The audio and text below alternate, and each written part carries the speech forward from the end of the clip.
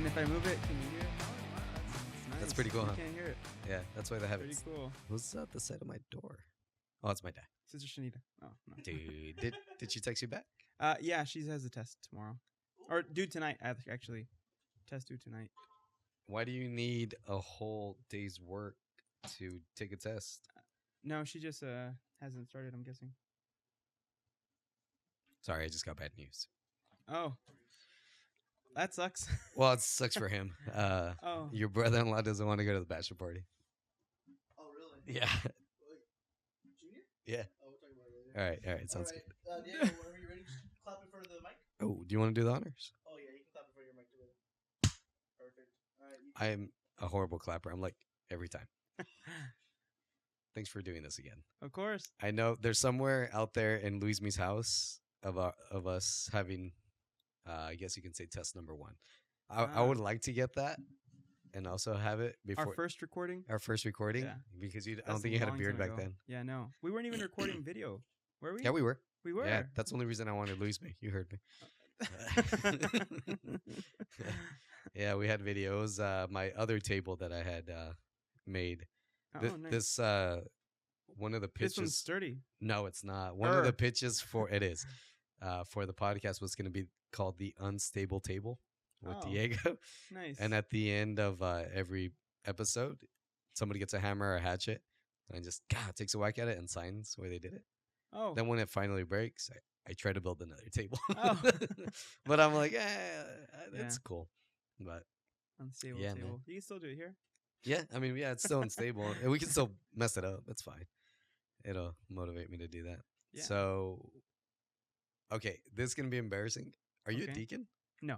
Okay, when No, do you I'm not a become a deacon. deacon? I don't know. Oh, that's not up to you? Nope. I didn't know that. Yeah. You didn't? Really? It's yeah, not like... no. So right now, I'm doing my pastoral internship, and I'm waiting until after this is over. Then I could apply for perpetual vows, and I don't know when those are. And then after that, I have to apply to diaconate. And then after that, I have to apply to priesthood. I have so many questions. Oh, good. What is the first thing that you said right now? You got to go? No. Oh, thank you so much for coming, man. I appreciate it. Do we have our next That's guest? good. No, I'm kidding. Brother Jose? No, no. No, you said right now you're doing your something. Pastoral internship. What is that? It's basically like the practical side of everything. So I graduated from theology class and all these other things I've already done. Now it's just practical side of everything that I learned. Now putting it into practice. Oh, nice. Mm-hmm. It's been interesting. Yeah. Really? What has Yeah. been the biggest challenge or the biggest reward from it, or both? Both is well, married couples have been coming to me for advice. People have been married for years, like decades, and they're trusting me, a 28-year-old kid, for advice I know what you mean. because I have the collar. They see me as the guy. Dude, because I'm divorced, people ask me for a Isn't that relationship. interesting? That's I'm the like, complete opposite. But I didn't make it understand. work. Haven't made it work since, Yeah. but sure. But now you know the mistakes. Yeah. Now you know the mistakes. And you're like, now you know why you shouldn't do this, and Yeah. go be a priest. Yeah, there you go. Yeah, no, but for me, it's been that's been a challenge, but also a little rewarding. Really Nice. rewarding because it also humbles me, and it makes me realize that people are imperfect. I am the worst of them. So seeing them, Yeah. it's always easy for me to be able to. Oh well, you guys messed up here, but I'm worse than you. So let's talk about that. Let's talk how we can grow together, type of thing. Yeah. So it's been interesting in that way, and then rewarding is also being with the kids. The kids, especially at the school, they're so fun. They're so fun, and they're so innocent. You can joke around. You can joke around with them, and they like there's no double meaning in what they're saying. So Yeah. what they say is what they mean. Dude, that's nice.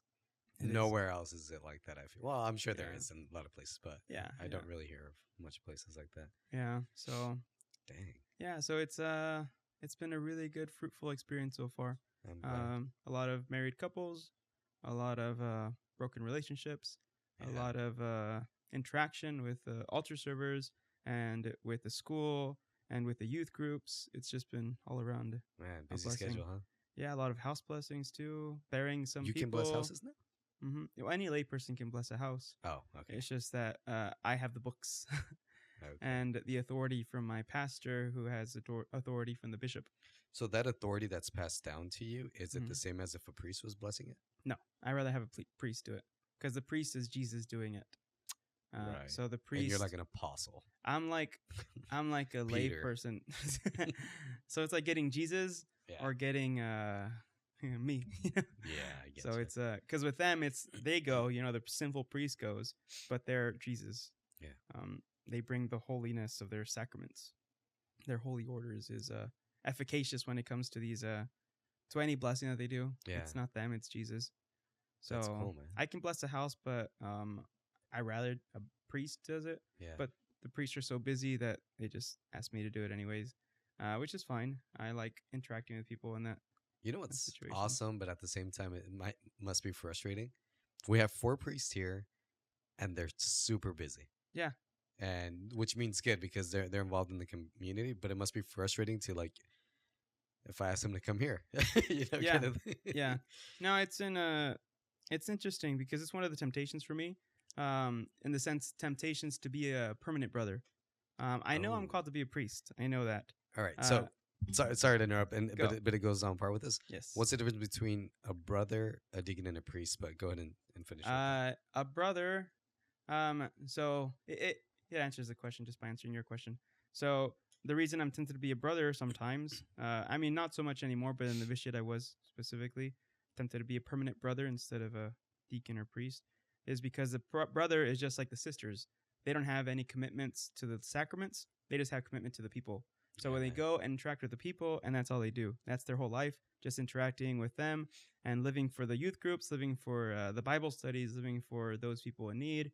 But then they can't give the sacraments like a deacon can, like a priest can. So a brother is just a layperson. It's just not hangs just out a with- layperson, but it doesn't have the sacraments of holy orders. A deacon receives receives holy orders, but we see holy orders as 3 parts: diaconate, priesthood, bishop.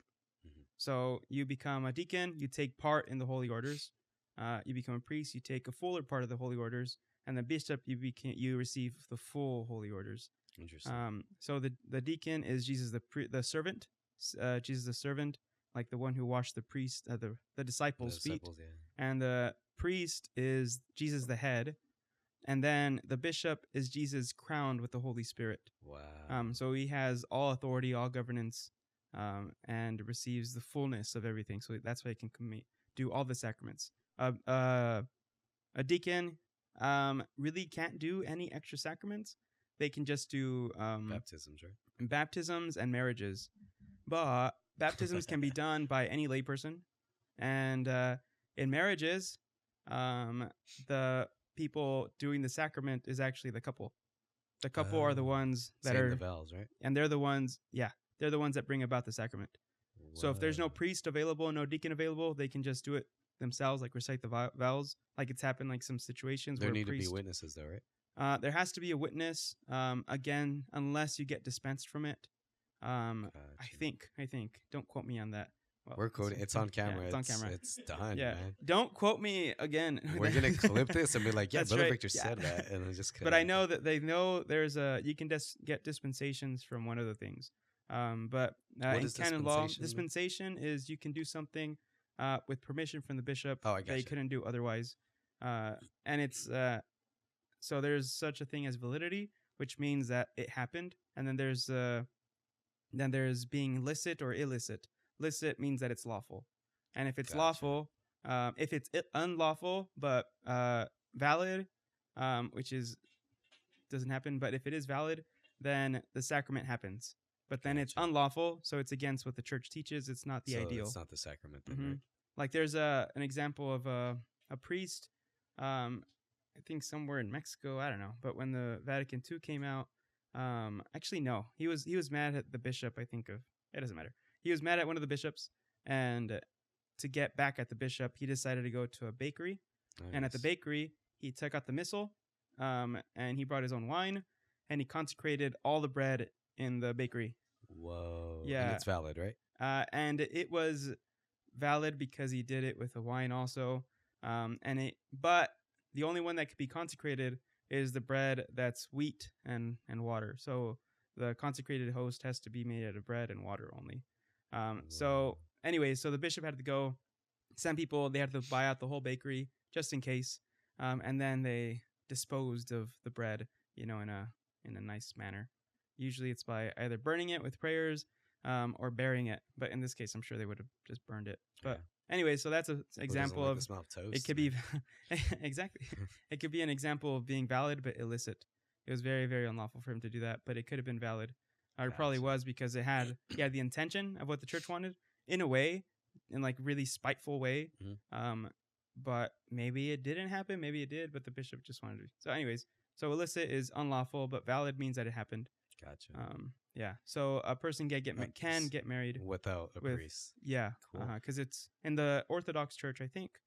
I don't think like they specifically say that it's the couple marrying themselves and not the priest marrying them. Which, I mean, it's true. In the canon law, it says the priest assists, not carries it out. It assists. The priest assists the couple. Yeah, so it's interesting. It is.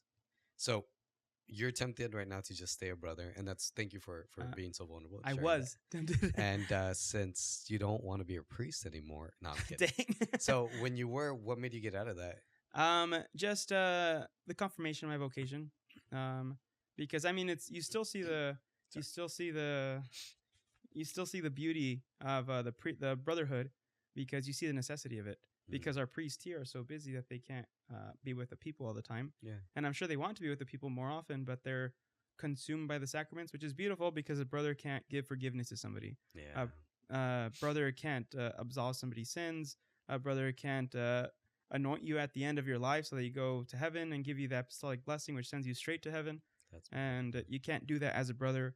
And you can't, make Jesus, in the Mass as a brother. So those things are things that I've wanted, and I feel like God is calling me to.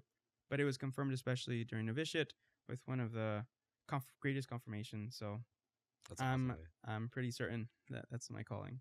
Yeah. That's beautiful, man. Yeah. Well, I try. Yeah. Well, thanks. And you said that there's an application process for like from brother to deacon, from deacon to priest, that's from priest to pope. Yeah. No. God forbid, Pope or Bishop.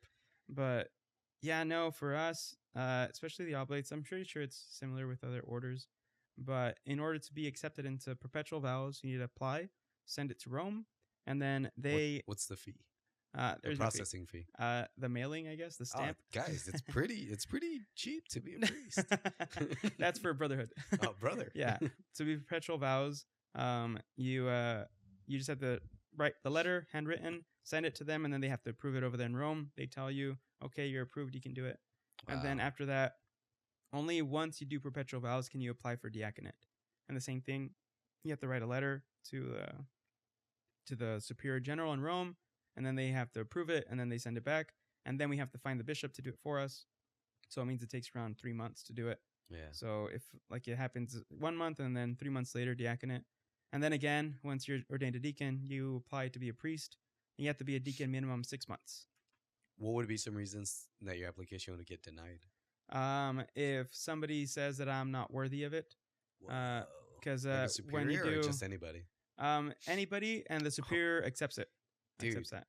I got some letters right now. I'm kidding. No, mostly the brothers. The brothers. Oh, okay, yeah. not just. I mean, if somebody brings out like something scandalous, know, that I've been hiding my whole life or something like that, we take that guy out. Exactly. Yeah. Oh yeah, no. No, but it's like before I apply or they send a letter, they ask everybody around, like they ask all the confers here in the U.S. What they think of me and Brother Jose, and then they give a yes or a no. And then after that, then they send a letter, and then they ask for approval from the Superior General, saying with the consent, of the conference, something like that. Yeah. This person is applying, and then the letter is there. Yeah. So. Man, dude, it's a lot of exciting stuff to look forward to. It is. It's gonna happen all one after another. God willing, by December I'll be a priest of next year. Wow. So December of next year. Yeah. Also, you're just gonna burn through diaconate, huh? It's only 6 months minimum. Whoa, cool, man. So you're pretty confident, huh? That no one's gonna be like, Well, nobody's told me Application anything. denied. I'm just Nobody's kidding. told me anything. That's why I say God willing. We'll post this one after your Yeah. priest. Be Yeah, like, thank too you. late. Yeah. Oh. That's cool, man. You've been wearing the collar for a while, right? Yeah. 3 Have years. you 3 years? Have you had like pretty negative interactions, positive interactions? It's mostly been positive. That's awesome. Man. Yeah. You get like maybe the whole time I've gotten like one or two dirty looks. That's only when I'm praying outside the abortion clinics or something like that. Oh man, you can get dirty look whether Yeah, you're wearing it doesn't a collar matter. or not. Yeah. But other than that, people either are too scared to talk to me Yeah. or don't know what I am, or they're supportive. Like, Yeah. hey, Yeah, dude. For the longest Yeah. time, I thought people were just camping out right there. I'm all like, man, it must. at the Planned Parenthood. Yeah, just like homeless problem's getting pretty bad here. Bro. Yeah, yeah. Then No, I it heard the was just me. prayers. Yeah, he can only afford black. What crazy. Yeah. Yeah. And No, that's what. but That's cool, man. What has been, if you don't mind sharing, I do mind. you do? Next question. What has been a good interaction that you? It's the same question. A good interaction that you had while having that you didn't expect that kind of made you realize, like, yeah, this is for me. I'm sure you've had a couple. Yeah. I don't know. It's just random people. I think it's just. Because I feel like if I see the caller and I'm going through it and I just like really need someone to go to, I'm opening up everything. I feel like you would. That's what happens a lot of the times. Yeah. They don't know me, and then they're like, "Hey, are you a father?" No, I'm not a priest yet, but I'm a vow, so I wear the collar. And then they start telling me, like, "Oh, that sucks. Yeah, my husband sucks. My wife sucks. All these things, or like my child is, depressed. All these Yeah. other things." And they just open up with like your whole life, telling you everything. Yeah. I'm like, "Oh wow, I'm so sorry. I'm so sorry. How can I help?" Like, "Oh, okay. But it's so it's just nice that people trust the caller still, But at the same time, sometimes I remember in Menlo Park around San Francisco outskirts, San Jose, San Francisco. Yeah. I went to Safeway, and on the way out, Safeway people wear the black. So they thought I was an employee. And then on the way out, I remember there was this guy. He was just asking for money there on the side. Yeah. And he's like, "Hey man, you have any money?" And then, or can't like, does this car go here? I forget what it was, but he Yeah. was asking for money in the long run. And I looked at him like, "Oh, sorry man, I don't work here." Like, "Oh, you just wear that, huh?" Like, yeah. And then I showed him the, the tab, the collar, the white collar. Yeah. And like, "Oh, okay, is a interesting outfit choice. Like, well, why do you wear that?" Like, "Oh, because I'm gonna be a priest." Like, "Oh, that's what that means?" Like, yeah, that's what that means. So there's a lot of people that haven't even heard about, what Yeah. a priest is. They haven't seen a priest. And even little kids go up like, "Why is that guy wearing black? Like, what is he? What Yeah. is he?" They don't know. They don't know what this means. And it's interesting because in my head I always think, "Oh, they're judging me. They're judging me. They're judging me." But in Yeah. reality, some of them don't even know what this They is. just think that you have weird fashion choices. I guess so. Yeah, like, "Oh, he's like probably slacks emo." with tennis shoes. Yeah, All right. exactly. He's probably emo. Yeah, but Check his wrist. I know. Which is black watch too. What would you tell someone that is, gosh, I have like so many questions for you, that is thinking about, well, even if they're not thinking about it, do you think everybody should at least consider it or try it out to see if priesthood is for them? I think everybody should consider their vocation choice. Because I mean, even in the end, some people are called to marriage. Most people are called to marriage. Yeah. Um, The but suckers. oh, it's okay. It's okay, Diego. No, it is. I'm Yeah. out. I'm Oh, out. It's okay. It's okay. It's a safe place. Thank you. This Yeah, is a safe place. That's right. You can't judge me here. Delete that. Yeah. No, it's been yeah, no, it's a really good thing to do is discern your vocation, because some people when they're married, they come up to me even before I had the collar on, and they start saying like, "Oh man, I'm married, I have all these kids, but I think I was called to be a priest." And like, dude, I don't think so. I think Yeah. that's your confirmation, but they never discerned it. So in the back of their head, they're always thinking, maybe I should have been, maybe I should have been. So because of that, then they always have that doubt. Yeah, I remember I was listening to one of Father Ripperger's talks, and he was. You can adjust as much as you want. Our camera guys will be on it. Don't worry about it. Right now that I'm talking, camera's on me, so you do you. Don't flip me off. But I'm just kidding. He did it. Look at the camera. I forgot what I was saying. Oh yeah, Father Ripperger. He was saying stuff like, there was this lady that came up to him, and he's like, "Father, I've been really praying about it and discerning, and I think I should be a sister." He's like, what made you come to that conclusion? She's like, lately I've just been like really into my prayer and I want to get closer to Jesus. He's like, yeah, but you have 6 kids and a husband. It's just like that's your vocation. Yeah. Father Sergio, he was the vocation director. Now it's Father Brian. But they went up to Father Sergio and told him, hey, Father, I want to be a priest. Like, oh, really? Like, oh, okay. Like, what made you do that? I really want to be a good example for my son. Like, oh, That's wait. hilarious, Yeah, so Father Sergio, because you can be a priest so you have kids, but they have to be of age. They can take care of themselves. Yeah. But how old is he? He's 4. Like, oh, well, how about you wait, another 16 years, 17 years? Hey, man, you got Yeah. enough time to discern. Exactly. So it's a lot of good people that are trying to, because they feel connected to Jesus and they want to Yeah. get closer and closer. But usually what that means, just go do a holy hour or something, go to some service for some people. Because if you're called to marriage and you have a bunch of kids, even if you're not called to marriage, but you have kids, it's your responsibility now Yeah. to take care of them. Because there's some people that become priests later on in life. Yeah. There's a seminarian who, well, he's a priest, but he has a kid and he's like 50 something. He entered the seminary at 40 when his kids were older. Yeah. So it happens. It's rare, but it happens. Yeah, man. I was talking to Mia. Mia's my daughter. She'll be a guest here eventually. She behaves. She gets How those old is he grades now? up. How old is she? Sorry, Yeah, I said he. That's How all old right, is man. she? In California, it's easy to Eesh. get that confused. Eesh. There you go. She's 11 now. Oh, nice. Yeah, and I was telling her like, since me and your mom split up, like, has that discouraged you like on marriage? And she's like, no, not really. And she's like, and if I can't find anyone, I'll just, I'll go be a sister. I'm all like, sick. Like, yeah, if you be a sister, I'll be a priest. There we'll you both go. be- yeah. That'd be interesting. I'll send an application now and just like Yeah.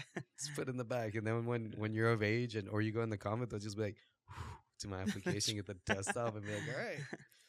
Yeah, it's interesting. Yeah, because man, vocations are scary, but right now I'm really living up my single life as holy as possible. It's tough, man. I mean, but then Yeah. again, I was married and it was still tough. And I'm Yeah. guessing Yeah, living out yeah. your vocation, it's still tough. The temptations don't Every stop. vocation is Yeah. tough. Yeah. Yeah, there's something that you said that I really liked right now, which was, if you're feeling that pull to closeness to Christ and everything, maybe you just need to do a holy hour. Mm. I like how a lot of us, well, at least for me, I've jumped to conclusions so many times. I'm like, man, I feel this connection with God. He probably wants me to do something big, like start this brand new retreat or this youth group or something like this, or to get people. It's just like, no, man, this is his opening to He just spend wants time with you. He just wants you. Yeah, it's not always an extravagant, like you're gonna be the main character kind of thing, You're giving main character. Yeah. Gen Alpha? Oh, okay. Sorry, man. I don't read all those books that you do. Millennial. You're a millennial? Yeah, So am I. I know. Gen Alpha, what is that? Gen Alpha? Yeah.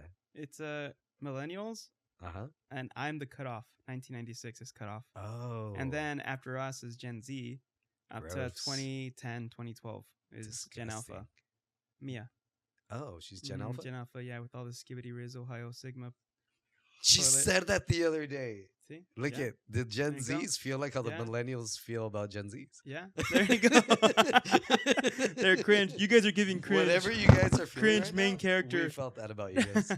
It's not even that. It's Once more again, this is my show, Christian. Can you put the again, mic it's down? more on the basis of how Brother Victor like perfectly rehearsed it, like perfectly said. I don't think he rehearsed. I did not rehearse He that. works with kids. Well, it's just the fact that you just said that so cleanly, and there was no like pause in between any of it. It was Thank you. Yes, that thank you. respect. impressive. I'll hats off to you. Yeah, you I guys don't think want I'm to, but I'm studying? going to. No, I'm practicing my Gen Alpha Who riz. knows? Who knows? Mhm. He's doing that NSYNC bye bye bye dance in front of the mirror. Oh, my niece learned how to do that. She learned how to do it really well. So did yeah, Mia. you should. Yeah, it's pretty good. It's really good. Let's compare. No, yeah, 100%. Mia's not good at that. Oh, never mind. I feel bad now. That's all right. Mia will see this later. Yeah, Yeah. Mia, you're She's the best. she's learning jiu-jitsu, so better Yeah, watch out. don't shoot me again. Oh, that's right, Yeah. huh? Yeah. She did that. we won't drive-by. give any Yeah, context for that. Just context, leave it at yeah. that. Freaking Mia. Well, she's gotten better. Yeah, Her- I her know. aim Good. has. Yeah, I know. I remember. But yeah, man. Yeah. Thank you for being here. Honestly, I was nervous to have you on. Oh yeah. Yeah, I don't Oh. know. It's just, I don't know. You thought I could spill your secrets. No, I'll do that in private. Oh, okay. Okay. Yeah. Do you think that's tempting for a priest hearing all these confessions or like knowing all these things that people reveal to them to like when do you know that like I can't say something? Obviously if you're in the context of a confession, they have a vow to not reveal anything ever to anybody, right? Mm-hmm. But if people are opening up to them, like gosh, I can imagine that's like a fine line. Like when do I say I don't know. Like Yeah. do you guys talk about that in the Yeah, we brotherhood do. school?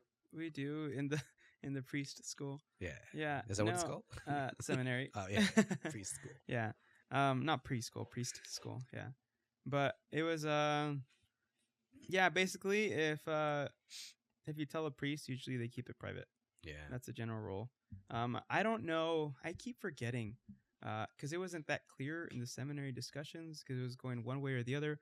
But I know for sure in the confessional, obviously, sealed confession. Sealed Spiritual confession. direction, though, that's what I don't. I think that's still under the seal. Whoa. Under I don't know if it's at least under canon law, but if like you're going to spiritual direction to a priest, Yeah. you I don't know. It's kind of interesting because there's an internal forum, which for sure spiritual direction is, and then there's the exterior forum, which is something that anybody can talk about. You know, it's like exterior forum. Like the priest should warn the person. By the way, there's exterior forum. This is under the seal. Usually, Yeah. that's the best course of action. Or you could ask. They could ask the person, "Do you want this to be under the seal? Do you want this, whatever?" Yeah. Are my guys distracting you? Huh? Are no, they distracting you? they're rewarding me Oh man. with greatness. Dude, you're having all this caffeine and it's so late. Like I'm not. I'm probably not gonna drink this. it's this one. Oh my gosh. No, I'm good. I have water. I have self control. Yeah. Christian, somebody has self control over here. Dude, you look good. You lost weight, huh? I did. I've Good, lost a lot man. of weight. How you been doing that? Just the stress of being in Um, Madera? No, it's been a lot of healthy choices. the irony. I have a soda and a coffee or a tea. It's a tea. Is it? It's a tea with Brown tea. with I some don't buy it. with some honey in it Ooh, and some oat milk. Yeah. dang, look at But you. no, I've been I just Lovely. been watching how much I eat, not what I eat. Yeah. It's how much I eat, which tells you how much I ate before if I've lost this much weight, and also a lot of pickleball. A lot of Oh, yeah? pickleball. Yeah. What is pickleball? You were It's- gonna explain it to me before we started, but what is it? Two no, dads. it's like so two dads, two dads. I'm one. We Yeah. gotta find another one. Yeah, no, two dads wanted to get their kids to play something during the summer, so they Yeah. invented this thing, but they only had like a badminton net, ping pong paddle, and a wiffle ball. Okay. So they decided to make a game out of that, and they did, and that was pickleball. 1965, they made it. Wow, dude. Yes, that is a random fact. Don't judge me. dude. But it was ended up being really fun, and we actually liked it. And now it's like they had the first tournament like 12 years later, after starting it because it got so popular. Yeah. Are you good Now at they it? have a. I'm not great, but I'm not bad. Are you the best one around your circle that Well, you play only with? because they just started playing. Only because they just started playing. Yeah. Do you get frustrated like this is boring? No, because I want to make them better, and then they get better. Like Christian picked it up real quick. Yeah, Christian's a natural athlete, man. Yeah. If only he would apply himself. I know. Dang. only. I don't know why I'm so aggressive with him today. I know. Maybe we it's all love that you, noise Christian. that We they're love you, Christian. making in the middle of, Yeah, maybe. of you maybe. talking. Maybe, I don't know. I had to do the whole, The charity thing and everything. Yeah, man. Yeah. No, but it's been fun. So I think I have a problem now because I barely started picking it up Yeah. like a month ago, and ever since then, the first 2-3 weeks I played it once a week. Now I played it on my day off. I play it in the morning and in the evening now. That's cool. Um, That's a good dude. It's good. staying active. It's a good hobby. It's fun. There's camaraderie. yeah, I say it's all good, man. it is. I think so too. Yeah, Father Stephen does not agree. He says I have too much of a problem, but it's okay. Really? I got him into it. He didn't like it at first Yeah. because he played it with his family, but he didn't have the same experience with them. But you now, know, you know what I think? I don't now think he was loves good it. at it. And that's it's people that aren't good at sports usually I don't like. I hated jujitsu, and I still do because I haven't yeah. advanced at all. Oh, okay. Yeah. But that's cool, man. Oh yeah, I heard that that's a virtue. I don't know what it's called of knowing how to do leisure time correctly. Or Oh, okay. yeah. Apparently, there's like 64 virtues or Are something there now? like that. Oh, wow. Okay. It's I don't know. you know. No, Oh, you don't work on these? I guess not. I don't study them. I just do them. Ooh, yeah. Psych. Apparently, that I forget the name of the virtue. Yeah. It was something crazy like usurpation or something. It's probably not that one. Yeah. I don't know. I don't know. But it's doing leisure time in a holy way, and I'm Oh. like, yeah, that makes sense, because a lot of our leisure time is for me. It includes sloth, gluttony, lust, Mm-hmm. pride, Mm-hmm. envy, all of them. Mm. I don't know the other two. I've never done them. Never done them. Yeah, I'm online. know I read a they're- comment and then I just That's like say right. something hateful, you know? Yeah, Yeah. No, but it's been a good balance to my life. that's good, man. Yeah, it's interesting how the day off made me busier because now I have a motivation to, because I could do this. I get to relax on my day off, and now I can work the rest of the time. Because in Yeah. the seminary it's a little harder to find that because you don't get a day off because you always have work to do. But then it just turns into procrastination because you don't have a goal in mind. Like this will be my rest day, but that's mostly because of my lack of balance, I guess, in my own life, Yeah. my lack of planning. But now it's been a lot better. Obviously, I'm not as busy as the other priests, given that I can be here. It's true. Because right now they're at confession. Nerds. Yeah, I know. So that from 6 to 8, Wow. they have to listen to the. 6 to 8, they changed it?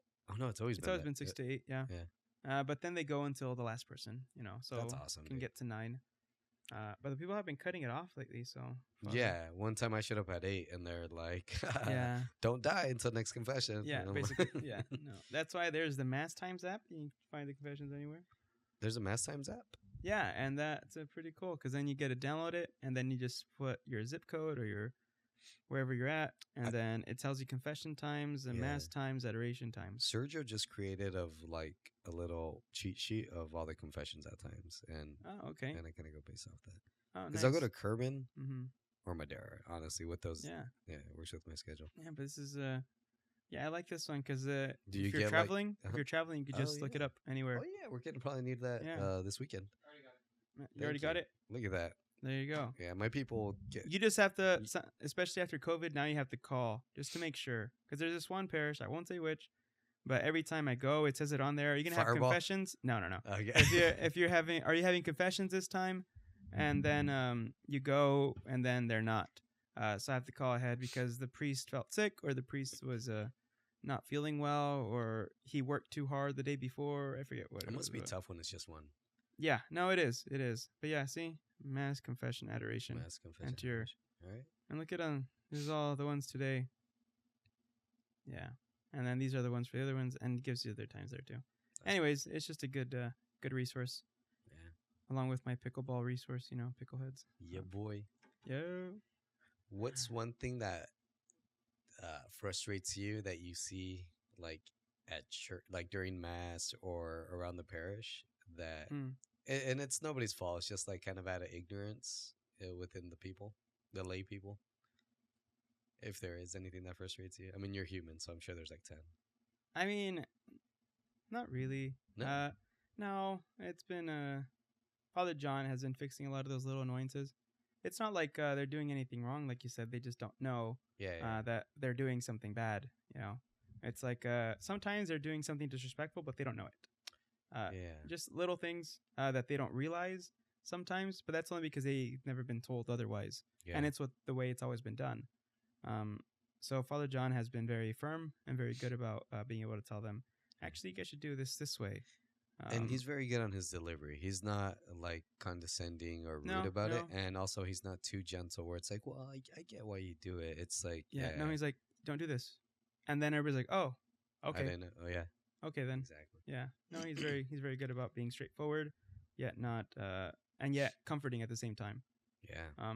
So yeah, he's been fixing a lot of little annoyances here and there. But I mean, it's a lot of things that Father John gave permission to, correct, especially when it comes to, he put me kind of in charge of the altar servers. Oh, okay. So they were doing certain things that were, they weren't bad, but they were just, Not as reverent. It's just, no, it's not, it was just, impractical in a way. And they just weren't, I don't know, little things like the priest turns around, you should be there for him. already serving him instead of Mm. him calling you to him. So it's Gotcha. like, let's say he wants the water and the wine already, to start Yeah. the sacrifice, and then he's just waiting there for a little bit, and then it's go. Yeah. Instead, you should just be right there. Little practical things like Yeah. that, where they learn to wait for the priest to call them, but because that's by example. Anyways, little things like Yeah. that. Very little. That very little. that brings up a point because I was I had been a volunteer a couple years at the church. Where is the line? I mean, does it ever feel bad? I don't know if you've had this situation. How many times you've been correcting people, knowing that they're doing this out of the kindness of their heart because they want to help and serve, but they're doing it absolutely wrong, and they're not the person for this. Like, how do you break Thankfully, I break it by saying you should talk to the pastor. that Yeah, no, that's the beauty of not being in charge is I get a pass on the buck. Oh, dude, that's why Yeah. you're so called to it, because you're gonna get these brothers that are gonna be passing you these left and right. Yeah. So I mean, for me, it's just like with the kids, it's easier because they're understanding and they're willing to learn and they're full of energy and they just want to do it right. Yeah. So like we had a little retraining session and there we told them like, oh, this is the way it's gonna be now. Like okay, and they're just remember That's like this, awesome. like Yeah. oh okay, and then they were just happy to learn everything. Like I had to teach them the names of the vessels. Like the sacred vessels, like the chalice that holds the the wine and the blood, and had to remember this is the chalice, not the cup. Yeah. Okay, and then the ciborium, which holds Jesus. Like this is a ciborium, not the plate. And then when we're purifying, because I get to purify too as an acolyte now, I get to purify on the credence table.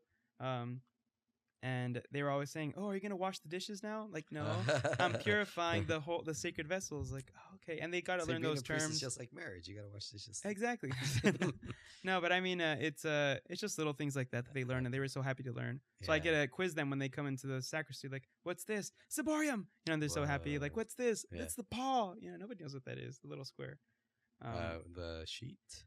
No, the that's paw? that's the corporal. That's the corporal. Oh, okay. Yeah. The cloth that goes on top. I altar served a couple times. I was bad at it, man. Hey. I mean, I was really good at reading cues, but like to set up Okay. and put away, I was terrible at that. Because I would be like, yeah, I'd want some wine right now too. No, I'm kidding. You were 8. Don't worry about this, man. But I appreciate it. I need to find those coasters. They're in that closet somewhere, but it's a mess. But feel free to search No, it. it's okay. Yeah. No, I just want you to feel uncomfortably comfortable. Oh, thank you. Yeah. Yeah. That's what I meant. There you go. Are these shirts cool? Should I switch them up? Uncomfortably comfortable. Ah, nice. Can you guys get that? They're just like you laugh. You saw that? Yeah, they're not the best, Amazon, but No, they're it's okay. nice. Yeah, It's I wanted okay. to do like a cigar lounge theme in this Yeah. room, but No cigars. yeah, there's one right there. You ever sparked one Wow. up? Yeah, at Dylan's wedding. Well, we won't talk about that. You look more of a pipe person. I also have a tobacco pipe. Wow, look at that. That wacky tobacco. Wow, look I at can that. see what. Go ahead, go ahead. Okay, never mind. Don't smoke a pipe if you're gonna smoke it. Yeah, exactly. Hey, You know. Look at here comes it. Oh, wow, look at Christian that. Clutch. He made those for me with the old name I was gonna call this podcast. The ignorant Catholic. Yeah. Is that a cross? Is that what that means? No, it's like Oh, this is Jesus even- question, huh? Yeah. Yeah. And by the way, he made that logo, so you're criticizing him. Man, these guys are my day ones, man. Yeah. Wow. Look at that. Yeah, sorry I tried to replace you guys a couple times. You weren't ready. You weren't ready. You're ready now. We're all ready. Well, you guys are like 19, 20. Gosh. Okay, he's 23. I'm 21. They're adults, Oh. man. How old are you? 28. Oh, yeah, you're old. Yep. Yeah. Yep. So, yep. Christian made the logo. I was the one who made the coaster and then gave it to Diego. His and then he 3D was the one who printer did it. Ah. Yeah, I 3D printed them because I remember that. Diego's the genius that came up with the cool name. Very catchy name. He Yeah, has a- so now this Ah. podcast is called the Pray About It podcast. Pray about it. We haven't said that once. We didn't even start with the prayer. We didn't. No. This isn't. We'll pray about that. We We'll will. pray about it. Well, how about we close it off with a prayer when we Yeah, get we will. Yeah, yeah. there? Or whenever your chair gets uncomfortably. No, I just found a good spot again. Good, man. Yeah. I'm glad. Yeah. Yeah. Just. Yeah, good exactly. stuff. That's why I put a pillow there. That's what that's for. Yeah. He's just there. Oh, man. What are your what would you do in your free time before you did the whole pickleball thing? Well, tennis. It's the same thing, isn't it? No, how dare I you? don't. You explained pickleball, So, I didn't- football, the bat. I didn't even explain it. I just said how it was created. So Oh, like yeah, pickleball is on a tennis court, but it's almost like half the size of it. It's Like tennis. it's like tennis, I guess. No, but it's different layout, and then it's a little wackier. Well, not wacky, I guess, but it's different. Um, you have to hit the ball over, and then you hit it back, and then But it's not tennis. but it's not tennis Okay. because they're wiffle ball Okay. and a ping pong paddle, and then you have to hit it in the back instead of the front for the serve, and then you have to let it bounce, and then when they hit it back, you have to let it bounce again. If you don't, that's wrong, and then you can't hit it from the kitchen. If you get in the kitchen, you hit it before it bounces, then that's out. But if you get in the kitchen, let it bounce, and then you hit it, there you So go. it's Now like- you're a pro. It's like ping pong tennis. It's kinda? yes, except completely different. Oh, okay. Yeah, that's yeah, you exactly get it. what I thought. Yeah, okay, good, good. I'll have to try. Now it that we know, someday. now that we know, yeah. I'll have to try it someday. Yeah. What? 5 p.m. 5 p.m. Monday. 5 pianos Yeah, Monday. Yeah, on Monday, right? yeah. Yeah. We'll have to try it. Everybody can come. Yeah, Yeah. yeah. I invited everybody. Now these people, honestly, right now, I think only like 3 people would be listening to this. Hey, Thanks, Mom. your mom's invited too. Nah, she's gonna all be hot. like, she's all They're like, the- that's lame. The people playing it are like, well, at least I got into it, and well, I've always been interested in it. Well, not always. Like these past 6 months, I've been interested in it. But then I got invited by one of the ladies, one of the lectors at the church, and she invited me over. And then we played tennis. And the next day, her sister came and she wanted to play pickleball because she sucks at tennis. Yeah. And so we played pickleball. And these ladies are like, well, the ladies I go with are like in their 50s. And then the older ladies are like in their late 60s, early 70s, or mid 60s, stuff like that. So Yeah, man. it's a sport you can play until you die, Dang. until you can't walk. Yeah, it's fun. Just like tennis, Just like tennis. Yeah. Exactly. Just like racquetball, man. racquetball. Dude, that's an extreme sport. That's violent. Yeah. Yeah. Yeah, man. Yeah. Yeah. But the best thing so far is that I'm done with school. How many years of school do you need? 8 years in total of actual class time. Full time? Yeah. What's yeah, considered full full-time. time? Well, I mean, in the seminary, it's like your only thing you do. You have prayers and all these other events, so you don't have that much time, like free time. So prayer is a break from school. In a way, yeah, it is. It's still fun, Um, guys. They have pickleballs and stuff like Yeah. that. No, in the seminary you have a lot of ping pong, a lot of tennis, a lot of soccer, a lot of volleyball. But yeah, it's like the average seminarian has 16 credits, Okay. and then the overachiever has 24. Yeah. And it's just Is that what you had? no. I had the minimum. Well, only because I entered after a little bit of college, Yeah. so I always had a little less A workload. kind of workload. thing? Yeah, but Yeah. I had only 5 classes compared to the other people having 6. Average had 6. That's not bad. Yeah, no, it's just 6 times 3, 18 credits. Yeah. Nothing. Yeah. Why are you so desperate to be a priest? That's the rest of your life, bro. Yeah. Are you, when that day, God willing comes, Mm-hmm. of you becoming a priest, are you like at on terrified, nervous of consecrating a host? Or how Mia calls it, the bread. The I'm bread. like, it's not the bread, it's Jesus. It was the bread, but now it's the Jesus. Now it's the Jesus. That's right. It's the Jesus. No, I am nervous to be unworthy of it. I mean, everybody's unworthy. Every priest is unworthy 100%. of it. But the fact is that you become ordained and you become something greater than you were because it's an ontological change in the sense. It means your being is changed. Who you are is changed. Yeah. Now you're a priest, and when you die, you're gonna be a priest, just who you are now. Yeah. And being called to that is something crazy. And I mean, Saint John Vianney always said, if priests actually knew who they were, they would die from the wonder and awe of it because it was something so beautiful. They couldn't understand what you actually are. So I am scared. I remember in the beginning when I entered, I was already thinking like, oh, I'm ready. Let's do this. Bring the bishop over and let him put his hands on me, and then, for ordination, not punch Yeah. me. And I'm ready. But the closer I get to ordination, the more I realize like I'm not ready. I'm not ready. It's only a year. It's only at first I was like, man, 10 whole years. And now I'm like, oh, it's like right around the corner, you know? I'm not ready. You had cold feet I'm not already, huh? ready. No, I mean it's just realizing like the commitment. Yeah. It's there. Like it's interesting because a lot of people, especially when you're barely entering, I would think that biggest like sacrifice is marriage. I mean, it is a huge sacrifice because you're sacrificing something amazing for something that's even better. You know, especially if you're called to it, the priesthood is even better. But at the same time, what scares me the most is that now that I'm called to it, how can I fulfill this promise that I'm going to make to be a perfect, not a perfect, but the best priest I could be? Basically, all these people are counting on me to be a good shepherd. Right. And then all these souls I'm accountable for. And that's nerve-wracking, you know, realizing that the person that you neglected that one day because you didn't say hi to them after the mass went to hell because of you. You know, like, oh, you know, like little things like that. It's like your little children. things like Yeah, someone's little soul. things like that. Yeah. But I mean, it's just like a little thing, but it's such Yeah. a huge responsibility, huge effect that it It could really have. is. Yeah, dude. Most of the people that it's not a like, you know, it's so hard to be whatever, I'll just say it. So a couple months ago I started having like small little classes with my family, like my cousins in particular. Just basically saying like that if anybody has any questions about the faith, I will try to clear up as much as I can to help you guys understand. And most of my cousins, we were all raised Catholic by our families. Yeah. Not necessarily practicing, but you know, within the Yeah. faith.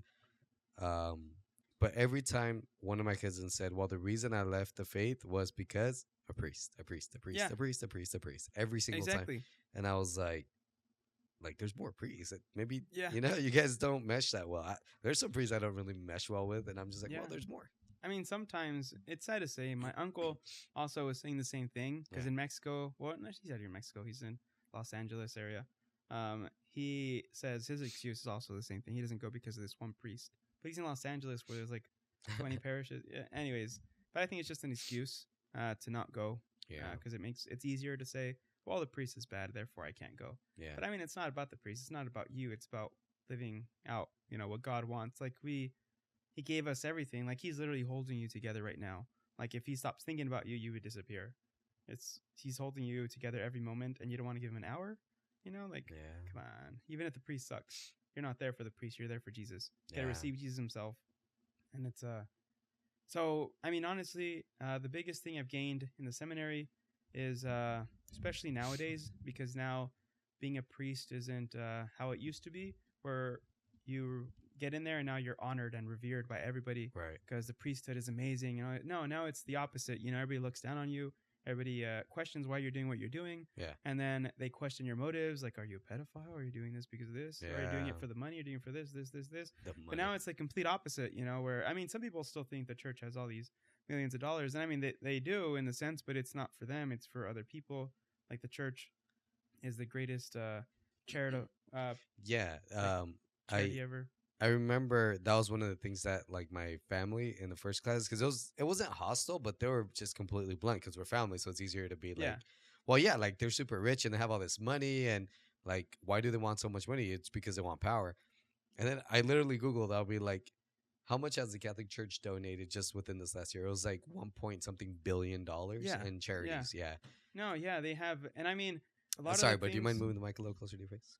Sorry. No, Oh, not you. yeah, just, I forget. Just the mic. Yeah, it's fine. Yeah. So nobody heard anything. There you go. I'm just kidding. All right, so let's restart. No. Hi, what's your name? Yeah. Mother Vic? Oh, yeah, nice to meet you. Don't move. Fingertips. Yeah. No, but I mean, it is true that the church does have a lot. Yeah. But I mean, a lot of things that we have is like for the glory of God. Like we get all these pretty things for the glory of God.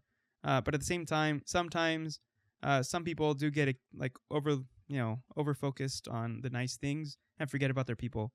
Like that's where the problem comes in. That's where the scandal comes in. And some priests have, fallen into the temptation of, stealing money from the church. And it's just obviously not a good thing. Right. But at the same time, if you take our parish here at St. Joachim's, the money that we have is all used either for the parish to keep it upright, for the priest salaries, because we have to eat too, What? I know we eat Fast, also. man. I know some people we should live just off of Jesus. I know, but it's yeah, it's very hard sometimes to justify how much money we have, but it's because we really don't have that much money because what we do have we use for the for the bills, and everything that we're saving up is for the church itself. Right. Like it's not like Father John puts money in his pocket. Especially now we're religious, so we all have vows of poverty. Mm. So we can't collect anything. We only get $100 a month, and then the next month it's not we get another $100. We actually refill basically. Gotcha. Sometimes if you have like $10 left, okay, they'll give you the 100. But if you have like $50 left, they'll just give you $50. You know, it doesn't make sense to give you more.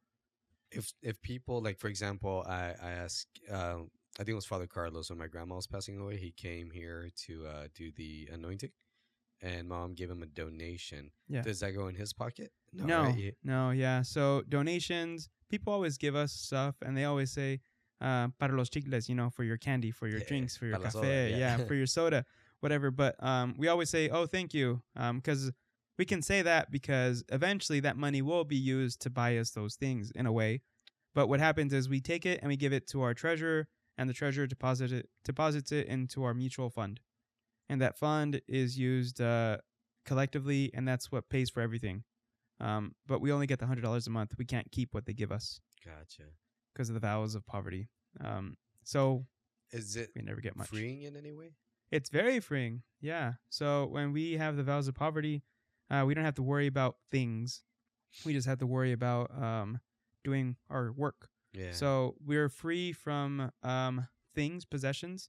So we're not attached to anything. yeah. Like even I have a phone, but if they ask me to give it up, okay, take it. We have Yeah. cars, but it's technically, obviously, it's not ours. Not technically, it isn't ours. It's under the province's name, under the superior's names, whoever. But either way, it's none of ours.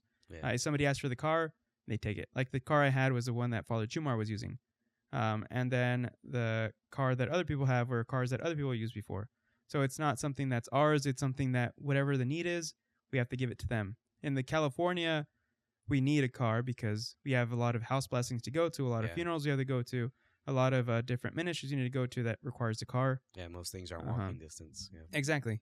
So then we need to have the poverty of being able to say, I am just a shepherd. I am just the custodian of this item, but it's not mine, and Yeah. it won't be mine. Like I'll drive a car, but it's a Saturn.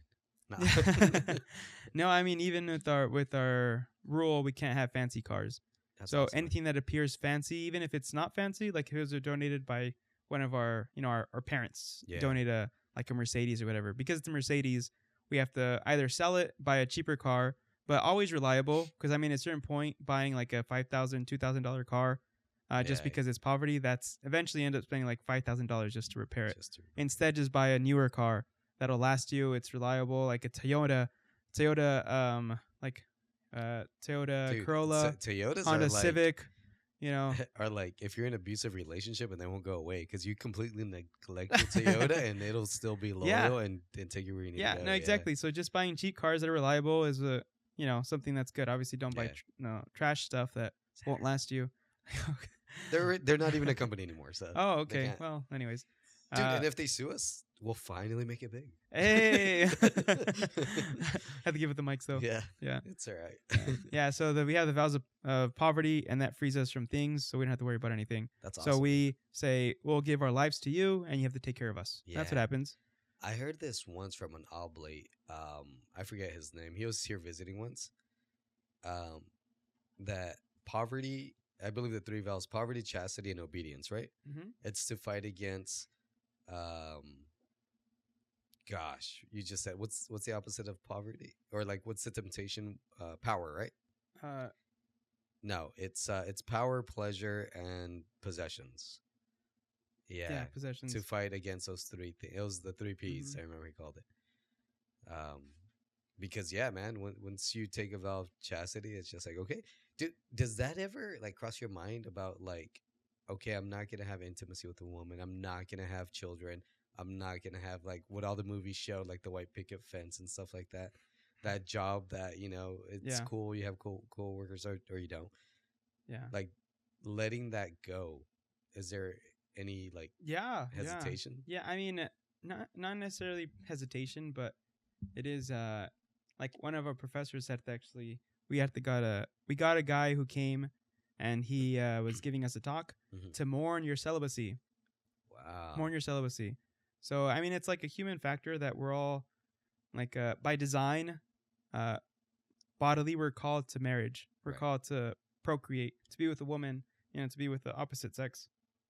And the reality is that what we're called to is something that's not natural. It's supernatural. So again, which is why you need to rely on Jesus. If you don't have Jesus, then obviously it's going to fall apart Yeah. because it's not natural. So when it comes to Sorry, some uh, wheels are turning, but it goes the other way. It's just like, you think some people can justify, obviously not, about like, well, you guys say man and woman is natural, but what about man and man and woman and woman? Wouldn't Mhm. that be supernatural? Sorry, that just kind of crossed my mind of someone trying That's to make that argument. But unnatural. so it's that dude, awesome. Did you go to school for this stuff? So it's supernatural, natural, unnatural. Don't tell that to a person struggling with that though. You're unnatural. I mean, it's a reality. Like they feel that way. It's just the Yeah, way it is. 100%. Yeah. But Yeah. anyways, before we get too far off topic, when it comes to like a vocation of giving up, intimacy with a woman or having the family, like it's beautiful being able to look at my nieces and nephews and seeing my brother in them, seeing my sister-in-law in them, Yeah. like seeing their face in there, and I'm like, I'm never gonna have this. That's not gonna happen to me. Yeah. They kind of look like me because they look like my brother. But if it wasn't for that, I'm never gonna have this, and it's sad.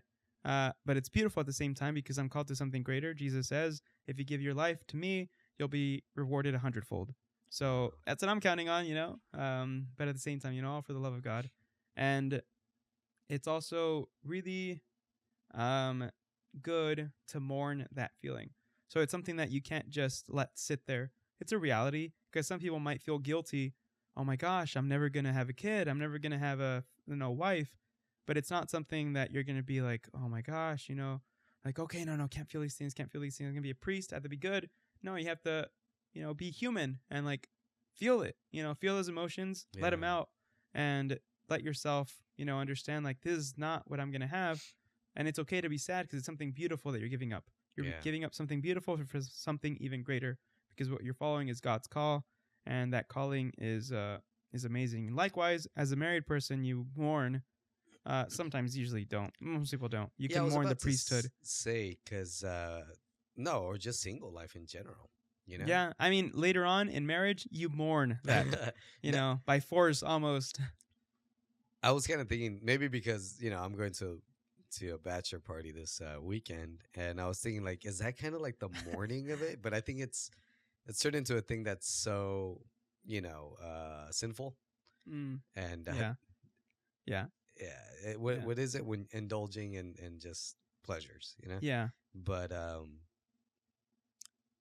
in the sense, it is kind of like the purpose behind it would be like a morning, right? It's just like, this is my last night at Kind of. to party. Or I mean, it's obviously it's apples and interesting. oranges, but It's interesting because as a person that's about to get married, it's not that it's your last night as a single person. It's rather your last night before you're married, because technically you haven't been single this whole time. You should have mourned that before you started dating. that's very You know, true. in a way, because like, yeah. So I mean, the bachelor party should just be a celebration for what's to come, and that's the last time you're gonna have enough free time to be able to hang out with your friends in that way. That's Yeah. another thing that you can think of. Because after you're married, your wife and your kid are your priorities. You'll see your friends, obviously, but not Yeah. as much. Kind of a dumb question. Is the church against bachelor parties, or is just what's done in those parties? It's against the sin. That's it. Yeah. Alright, good. No, you're fine, dude. It's the Unstable table. Ignorant Catholic Pray About It podcast. All right. Wow. The unstable Catholic. Oh, The wait. dude, that's. Did we just get a new name, dude? We haven't posted anything. Dude, That the could be the Unstable Praying Catholic podcast, dude. table. Wow. Well, what the table? G suddenly unstable. She's suddenly unstable. Man, that's cool, dude. Yeah. Why the name? oblates? Oh. The oblates, because God knew I was dumb and he put the oblates in front of me. Did you ever consider anything else? No. I didn't know that the oblates were religious. I just thought they were regular priests. When when you figured that out, do you think like, oh my gosh, I should have looked somewhere else? No. When I figured that out, I'm like, oh, really? That's already when I'm the seminary. Like, oh, that's what that means, you know? Yeah. Because I mean, honestly, a little before, we realized that there's such a thing as diocesanes and religious, but I really didn't know what it meant Yeah. until I was already in the seminary. Like, oh, that's what that means. Yeah. Oh, good thing I chose this. Yeah, really. And we need, honestly, I feel so blessed having oblate priests. Oh yeah. Well, I mean, their example is what motivated me. It was Saint Joseph, right? I mean, the example of Saint Joseph. Saint Joseph, wasn't too much a part of my calling. I wish he was, but in reality, it was the relationship that they had with each other. And then only now do I feel connected to Joseph, because he's the complete opposite of me and everything I lack. You know, the humility, the hard work. Yeah. I'm the pretty sure he holiness. can beat you at pickleball. You probably could if you learn the rules. Uh, Or right now, you know, he's in heaven, so he can bilocate and all these other things. So, he can just be but like, what he are the doesn't have rules? his body yet. Well, maybe he does. Who knows? He doesn't have his body yet, so he can't hold the paddle. So, There you go. He win just by have to use default. his angels. Win by default, unless he ascended. You know, like Father Calloway is saying, might be a possibility. But I don't Oh think yeah, so. he wrote a book on Saint Joseph. Did you read it? No, I got halfway through. Yeah, most of those books that I have there, first of all, about like 10% maybe I cracked open, and out of that 10%, I would say 5% Oh, I finished, which is maybe 1 or 2. Yeah, Yeah. cover to cover, but a lot of Yeah. good stuff. I'm sorry, man. It's just with audiobooks and podcasts and so Yeah. much information, or just There's a priests lot. giving There's a lot. lectures out there. Yeah, no, we oblates do like Father Calloway's take on Saint Joseph, but it's not our spirituality. Hmm. His is more mystical and like legend type of thing. Not Yeah. legend, but like all these famous stories about him that he's into. We're into the scripture. That's our Interesting. take. I mean, there's two Yeah. different sides, I guess. But we're more into what happened in the Bible, and what's in there says a lot. Because I mean, you could also take Joseph to be like Joseph the Old Testament, and that's kind of a lot of correlations there. And then even though he's only mentioned like in a few chapters, like there's a lot they can get out of that. People have Yeah. written books just about the little that's in there.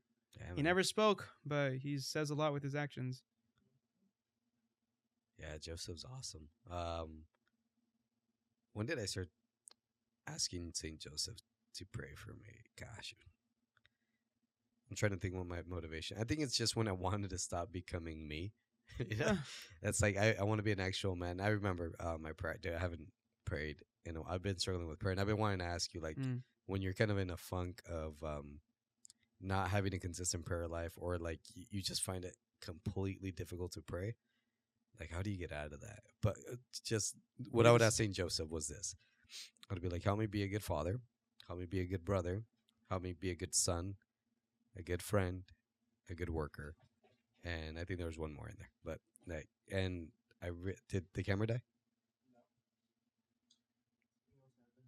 Cool. It's not like we're unpacking something right now. No, I'm kidding. I'm kidding. I really love and appreciate both of you guys. Except at this moment. I'm gonna feed them. You been to Angry Chicks? Huh? You been to Angry Chicks? No. The chicken place? Oh, How late can you stay out? I have prayers at 9. At 9? So every day we have prayers at 9. How much time do I for- get to you for? end. Oh, okay. I still got you for a while. Mm-hmm. What was what I asked you before I kind of went in my own little thing? How do you get out of your funk? Oh, yeah, on prayer. Oh, Keep going. I'm trying to fix it. That's all right. Put it back on. The camera can Yeah. be on me for a little bit. Just see my Yeah. reactions. Oh, it's not recording at all. Oh, it's Oh. not? No. it hasn't been It's, recording the whole oh, time. it was recording? It Can you get stops? just move this one to him? That one? Okay. Because Do he's a wide angle. I'll do a wide angle. all right. Is that my camera or your? It's yours. For some reason, it doesn't like high temperatures. I'm gonna complain to Amazon. It's Worst the same camera. $15 I've ever spent. It is. I'm gonna figure it out though. with No. settings. But it is wide angle now. $8? Pretty good deal. Right? Thank you, Christian. You're the best. Now you guys can see. The AC. No, Oh. my booze. Buchanan's Deluxe. Do you drink? I do. What's your poison? Coke. Coca-Cola. Dang, man. You I go started hard on liking Coke. Manhattans of all things. What does that have in it? I don't even know. That's awesome. I just know it has red vermouth. It's called Red vermouth. vermouth. Vermouth. Vermouth. Yeah, it's like a Hey, like a Google, sweet something. what is vermouth? What liquor is that? It's not a liquor. It's a flavoring. Oh, On the website wsaidglobal.com, they say, what is vermouth? Vermouth falls into the category of aromatized wines. hey Google. These are wines that have been Hey, fortified Google. by the addition of distilled Hey Google. and flavored You with fool. botanicals. She has to They are finish. typically Let her finish. sweetened, and some have their color adjusted. Or- Yeah, it's Manhattans. I just want to know what liquor is in it. Oh. I guess leave it in the comments. Hey Google, what's in a Manhattan? The first two are 2 ounces rye or Canadian whiskey and 3/4 of an ounce sweet red vermouth. I have 4 answers in total. No. Fine. The power of a brother. So I'm gonna funk in prayer. Yeah. I mean, I've been told find a consistent time and just try to push through it. And I kind of thought Mhm. about it like working out. Like when I work out, I never want to work out. Mm-hmm. But those are days where, Unless you play pickleball, or come roll with me at jujitsu with me and Kevin. that's okay. Maybe you guys can, you know. He's like a Anyways. buff. Yeah, dude, I roll with him when he's on top of me. He weighs like I want to say like 40 more pounds than me, Dang. and he has this weird trick where he can adjust his weight. I remember one time his chest was on me, and I'm Dang. like, all right, cool. At least like he can't get me here. And then he just Yeah. flexed, and then something happened. I couldn't breathe. I'm like, what the heck is happening? Yeah. No. Yeah. Yeah. No. It's no. I'm But that's okay. a workout. I'll stay with my pickleball. Prayer. Yeah. Yeah. No. Honestly, it's really hard to get out of that funk. It's something that usually when you get in that funk, it's either because God is asking you to go somewhere further, somewhere deeper, or you're in a state of mortal sin. So those are the two. Ooh, Those okay. are the two things that will put you in a funk. But usually it's God is asking you to go further, and you know if it's the latter, you know. But at the same time, usually what happens is during that time you get a lot of graces and a lot of growth. You know, it's like when you're Yeah. actually pumping the the weights, Yeah. whatever the term is. You're getting it. You act like you getting never ripped. worked out Yeah, I before. You know. used to go to the gym, no? Yeah, well, but yeah, it's like when you're getting those final reps, like the burn Yeah. phase. That's where you're at right now in that prayer. Yeah. When it hurts to keep going, But there's a lot of growth. there's a lot of growth. That's all God asks is for us to try. And confession is like creatine, huh? Yeah, I guess. Just power ups. Yeah, I mean, because the confession just gives you all the graces that you need to Yeah. do everything well. Yeah, so it's yeah, I just have to push through. It's usually a season, huh? Yeah, Yeah, I've noted like when I got into it, I'm like, okay, I realized that this is a season. the bubbles, huh? yeah, bubbles. And it's like, okay, like when is this gonna be over? But then I remembered, I went back and thought about like I asked for these things in my Yeah, prayers, you yeah. know? I asked, all right, I want to get in a deeper relationship with you. I want to love you. Saint John, the apostle, is my patron saint. And one thing that I was asking him a lot was, help me love Jesus the way you did. Help me be a disciple like how you were, you know? And the thing was, I think I messed up. I mean, I messed up in the best possible way where I made life challenging for me, my spiritual life. Yeah, Where I was asking Saint Joseph, Saint John, Mary to make a man out of me, whatever it takes, you Yeah, know, yeah. and it just, you know, it's beautiful and awesome to see that they're all coming through. Yeah. And my prayers directly to Christ about like, help me fall in love with you completely. yeah. Honestly, with prayer, for my spiritual director, he was always telling me that when you feel those fuzzy feelings, that's just the beginning, and that's just for the babies. The babies in the spiritual life, because they need some comfort Some reassurance. and some reassurance that they're doing Yeah. something good. But when you don't get those feelings, it means that just God isn't giving you those graces, but at the same time, he wants you to keep putting in the same effort. And then later on, he might give you better graces, or he might not give you a single grace in your life, like Yeah. Saint Teresa of Calcutta, who for 10 years had like a spiritual death. Like she felt dead inside, but yet she kept praying to God. She did everything well, and God Man. allowed her to, What a great know, woman. yeah. And she went through that whole like deadness in her life. Like they found her diary, and she's basically, God, where are you? I don't feel you. I don't, I don't, I don't think you're here with me anymore. But I know you love me. Whatever. And it's she always knew what God wanted, and everybody knew that she knew what God wanted. Yeah. But for her, it felt like she was dead inside because she couldn't feel God. And Gosh, for a saint to not feel God is like one of the worst things ever. It's like you reach the highest points of like it's like getting like the best woman ever, and then you reach the highest point with them, and then but they don't talk to you anymore. Like what? But they I've love been you. there. They show you that I'm they kidding. love you. Just I know. kidding. Oh, Oh, no. they show you that they love you, but at the same time they never talk to you. Yeah. That's how God tests. I'm not saying that do that to your spouse, but that's what And God if you don't does. do it, that means she's not the best. But But that's what God does to test us, yeah, to call us deeper to yeah, Himself. I heard that. It says it was Father Ripperger again. Man, I got really like into him for like a year. Um, he said we're like dogs. It's Mm. like we do something good, God gives us a treat. God gives Yeah. us a treat. God gives us a treat. And the way that dogs work is after a while, you just tell the dog to sit and it sits, whether it gets a treat or not. And that's where we need to be. Yeah. And He's right. and if he realizes like, all right, he still needs a treat, he'll work with us a little bit more, but Yeah. these challenges are gonna come because I'm very I went through still kind of like going through it, getting out of it, of Yeah. like why bother. And then I realized like, oh, I asked Saint Joseph and Mary to like help me be a better man, and just because it's not going my way, I'm gonna quit. It's still very challenging and it's hard, and there's days where like I don't even bother to pray, but I know I asked for this, God heard Yeah. my prayer, and God is such a great dad because whatever he gave me, he's going to give you something different. He's going to give Christian something different because he knows exactly what we all need individually. And the fact that he always nails it, well, Yeah. if we're willing to Yeah. accept it. And because every time you hear a conversion story, or when someone got out of something or came a long way, or Yeah. it's just like, yeah, God took this away or did this for me or gave me this grace or didn't give me this grace, and that's exactly what I needed. And I mean, there's a whole psalm about that. The Psalms, I love the Psalms because God teaches us how to speak to Him.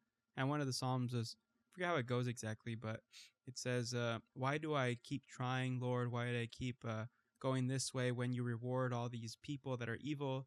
But then I said to myself, the pagans speak this way. And if I were to speak like this, I would be betraying you and, yada, yada. So there's like a lot of, not yada, yada, it's the word of God. I'm sorry, Jesus. But it's something that they felt in the past, and it's a common human thing, because we want answers. We want to instant know how gratification too. we want like a bar to tell us like where we are spiritually. We can visibly see it like in the video game. Like Yeah, your spiritual level is 98%. dude, almost there. That'd be amazing. Almost have all the missions completed. Exactly. That's dead. Oh, 90. So, Oh man, I thought about that the other day. Like I have this game that I'm in, and I just thought like, man, if I die, they're just gonna be like, oh, he just quit. Because they don't know me like that. I mean, there's a chat within the game, okay. and I just thought about like all the unfinished things that I'll leave behind that don't matter. Yeah. No, it's interesting because, in elementary school to high school, even in college, honestly, my biggest failing is video games. I love video games. Video man. games. But lately, I realized I'm not playing video games. Maybe like little phone games here and there, like games that you can play with somebody else only for a little bit. Yeah. But like I used to love World of Warcraft. That was my thing. Overwatch, Call of Duty, all these games. And it's something that I haven't been feeling called to anymore. I don't feel the need for them anymore. Obviously, once in a while, okay, I'll get on. But I mean, not like World of Warcraft. You have to pay for it. It's not worth it. Yeah, just wreck nerds, huh? Yeah. But I mean, it's just not like I remember during those games. I was telling Father, I was reading actually. I forget where, but there is maybe Fulfillment of All Desire. That's the book by Ralph Martin. That's an amazing read. Yeah, so Fulfillment of All Desire. I remember reading it, and it said he quotes like all these church fathers, church doctors, and they're basically explaining the spiritual life, that there's these little moments that God gives you where you feel saddened by the things that bring you joy.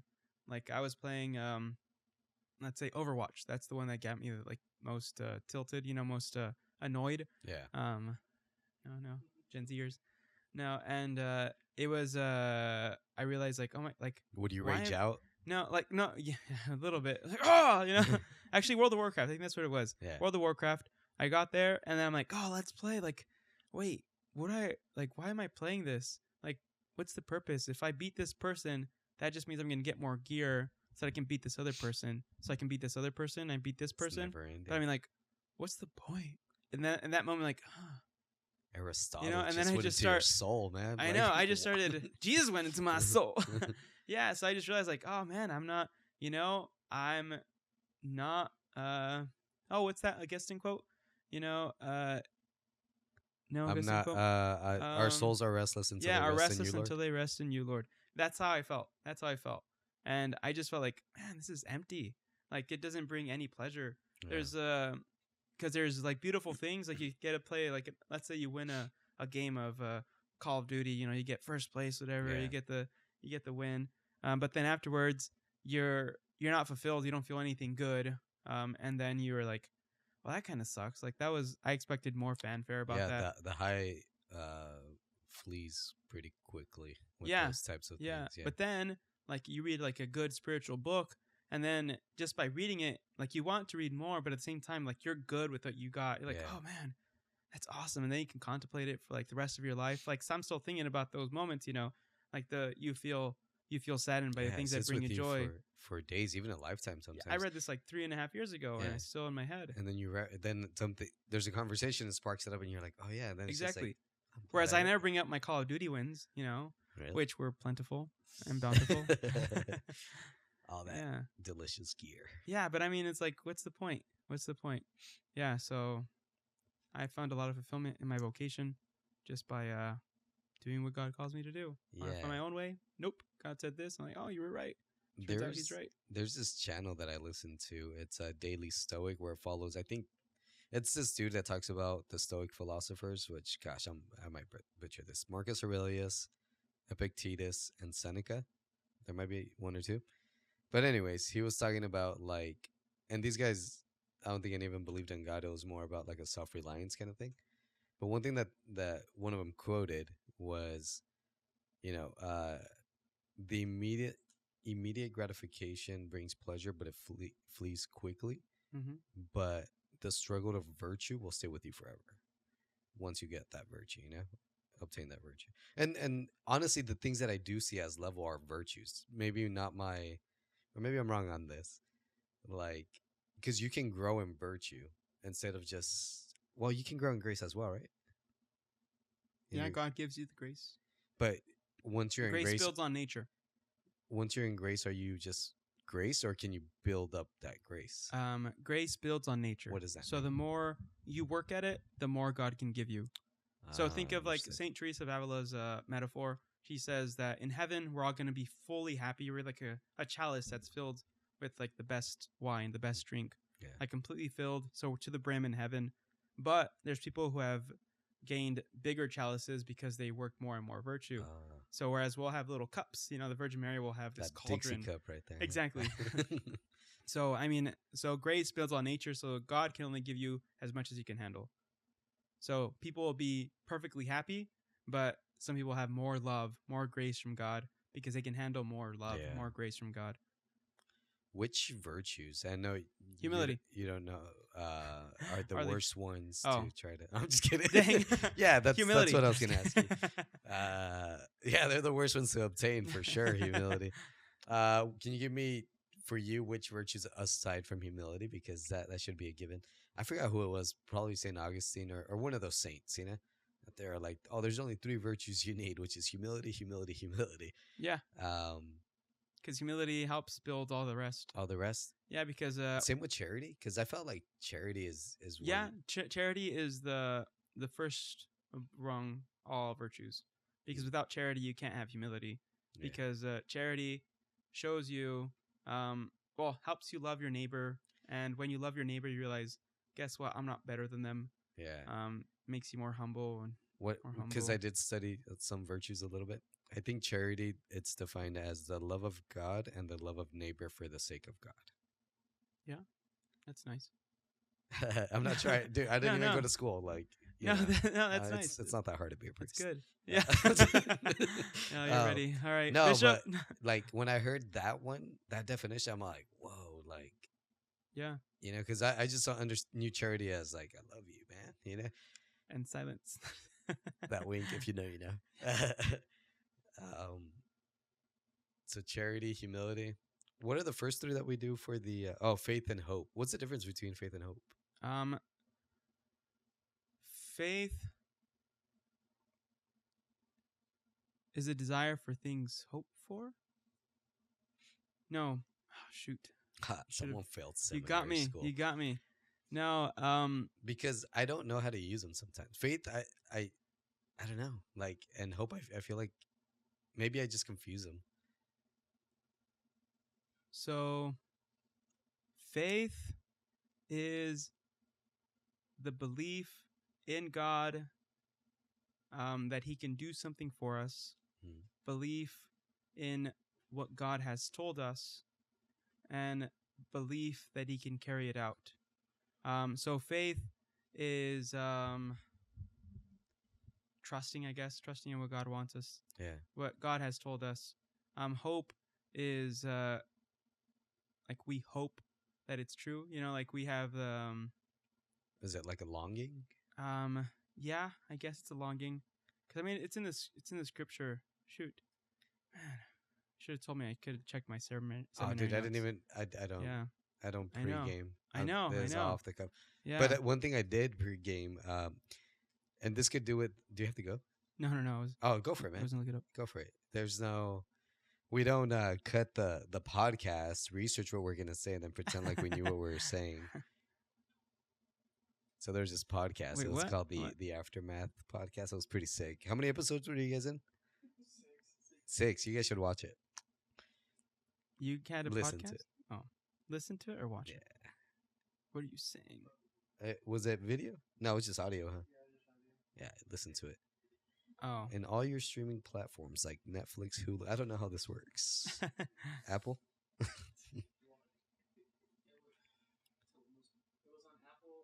Your mic's not on, buddy. Your your mic isn't is not on. You can't hear me because your mic is off. Sorry, here we go. There you go. So it was on Apple Podcasts, it was on Google Podcasts, it was on Spotify, it was on YouTube, it was on I think at one point we were gonna go to like I don't even know what the other I think it was on Deezer, I think at one point too. Whatever, anyways. Oh, that's crazy. Bulletin, like the church bulletin. Oh, that's nice. Brother, I texted a link to you to Catholic Answers if you wanted to reference that one. I don't know if Oh, Oh, that's right. You guys are like, I love you guys so much. I'm sorry I'm mean to you guys. It's like, how would you describe our relationship? I'm your dad. In a word, abusive. Abusive. in another word, abusive. Like in a good way? When is abuse ever good? When you're trying to teach someone something. Have you guys seen Brother, when is Karate abuse Kid? ever good? Have you guys seen Karate Kid? Jack it off. He thought that was abuse. Like he's making me take off my jacket and put it back on the thing. And then Right, in his and then perspective, all he of a thought it- sudden Right, but it was in Daniel's son's jack it off, perspective- and then he fought him. He's all like, "What?" So yeah, but in Daniel, in Daniel's just building perspective, character, it was guys. abuse, but I in am like the building sensei's character. perspective, it was Once again, it this is was my all- show, so you need to turn off that. I'm just kidding. Do you guys have any questions for brother? Well, hold on. Let brother explain faith and faith and hope, and then we'll go on to like questions if you guys really wanted He's to. at Vatican.com right now. Oh wow, no, I guess. I should get a catechism in here.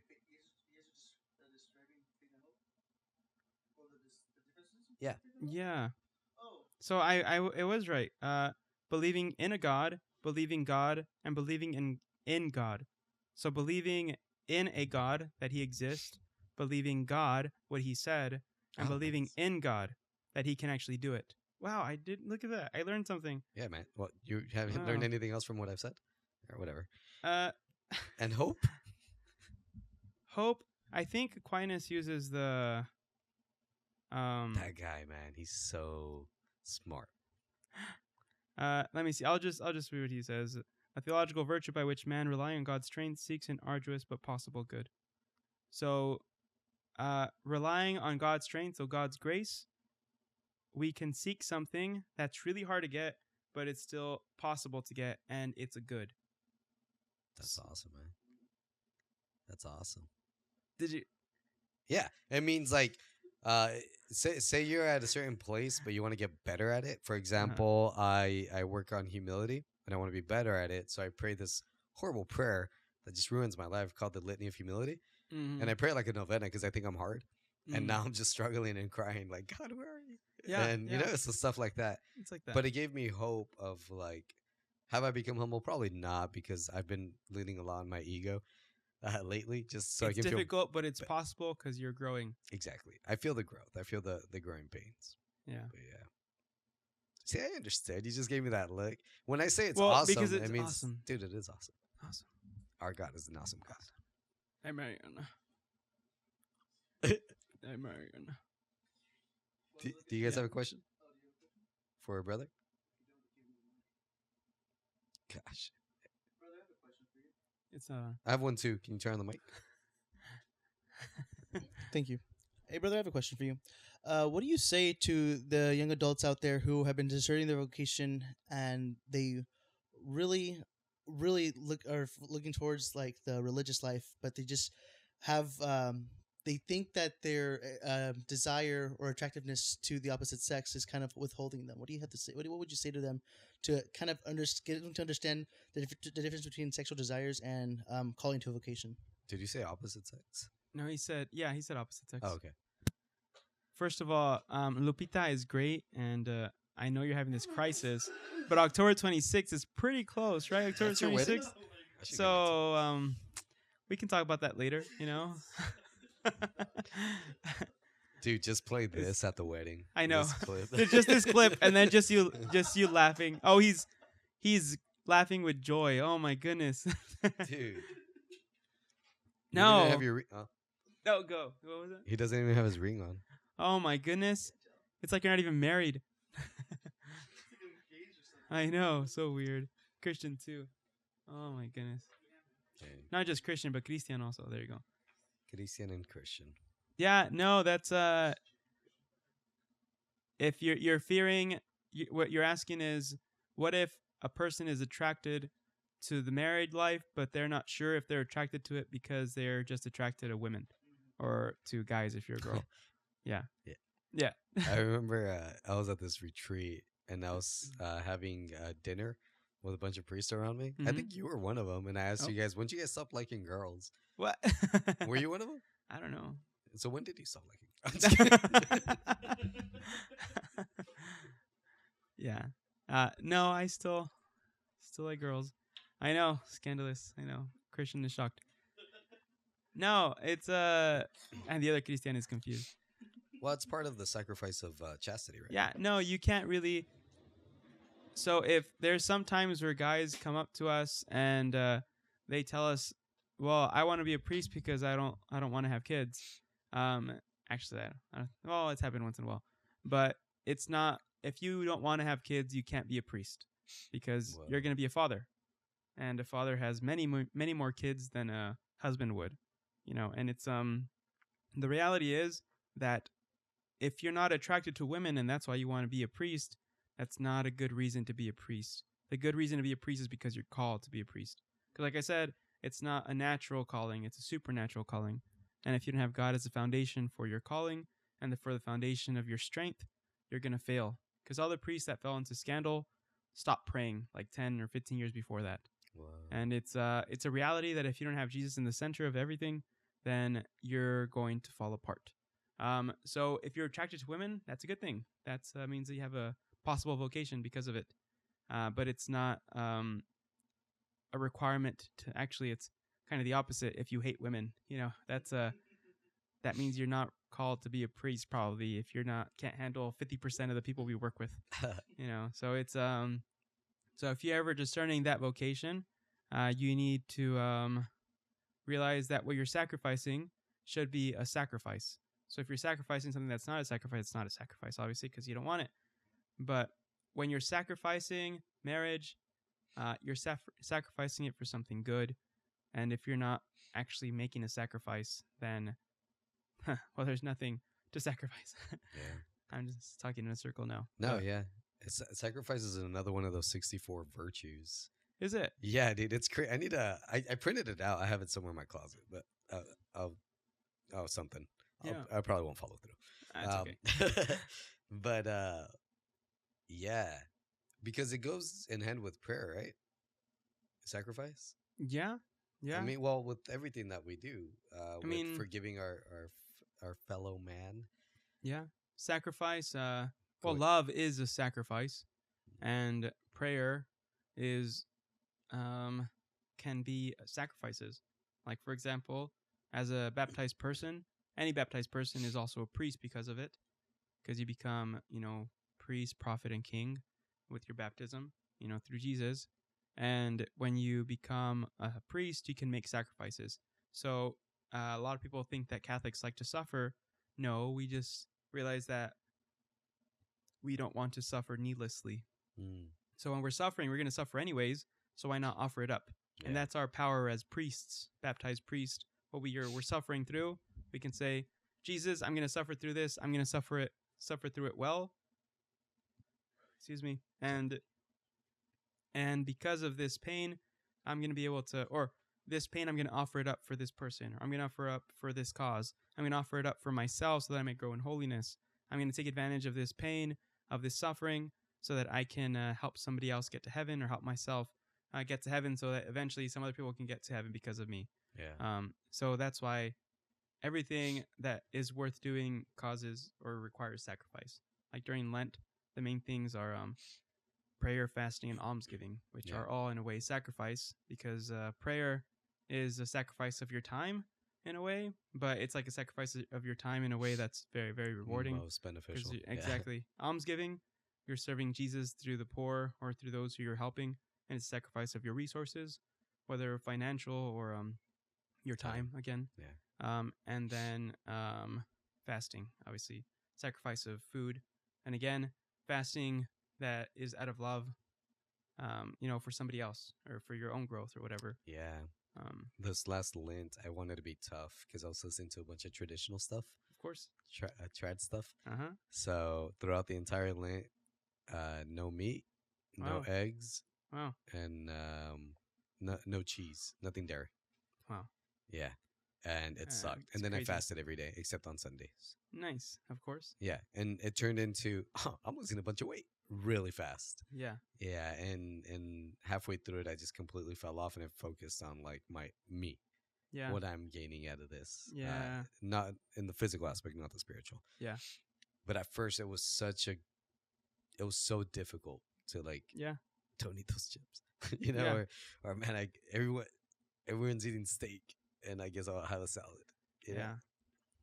Did it to yourself. I did, and but I mean, it was nothing in vain. I learned something, like Yeah. I don't have to be extreme, because even if it is something extreme, I can easily just miss the point, and Yeah. it becomes like more of a challenge than like how I said, am I doing this out of love?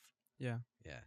So it's cool, man. I'm glad that you. That's Yeah. awesome. No. I'm glad that you clarified that. Yeah, no, because our founder, Joseph Morello, he was always saying, the phrase, do ordinary things in extraordinary ways. And it's not his original quote, but other great saints have said it. But the reality is that he wants us to do the little things that we do well. So not focusing on big things, like sacrificing all these huge things, but rather the little things that we do sacrifice, doing them well. Yeah. Like when before the fast, during Lent was you had to fast. I think the whole Lent or something like that. It was a whole Lent except on Sundays. Yeah, something and like you that. had to abstain from all those things. And then the church changed it to only Fridays. Yeah. And it's only for meat. So you can still, you have to fast, but it's only on Fridays from meat and from food. Obviously, you can't overdo it. yeah, Even now, I think it's only meat.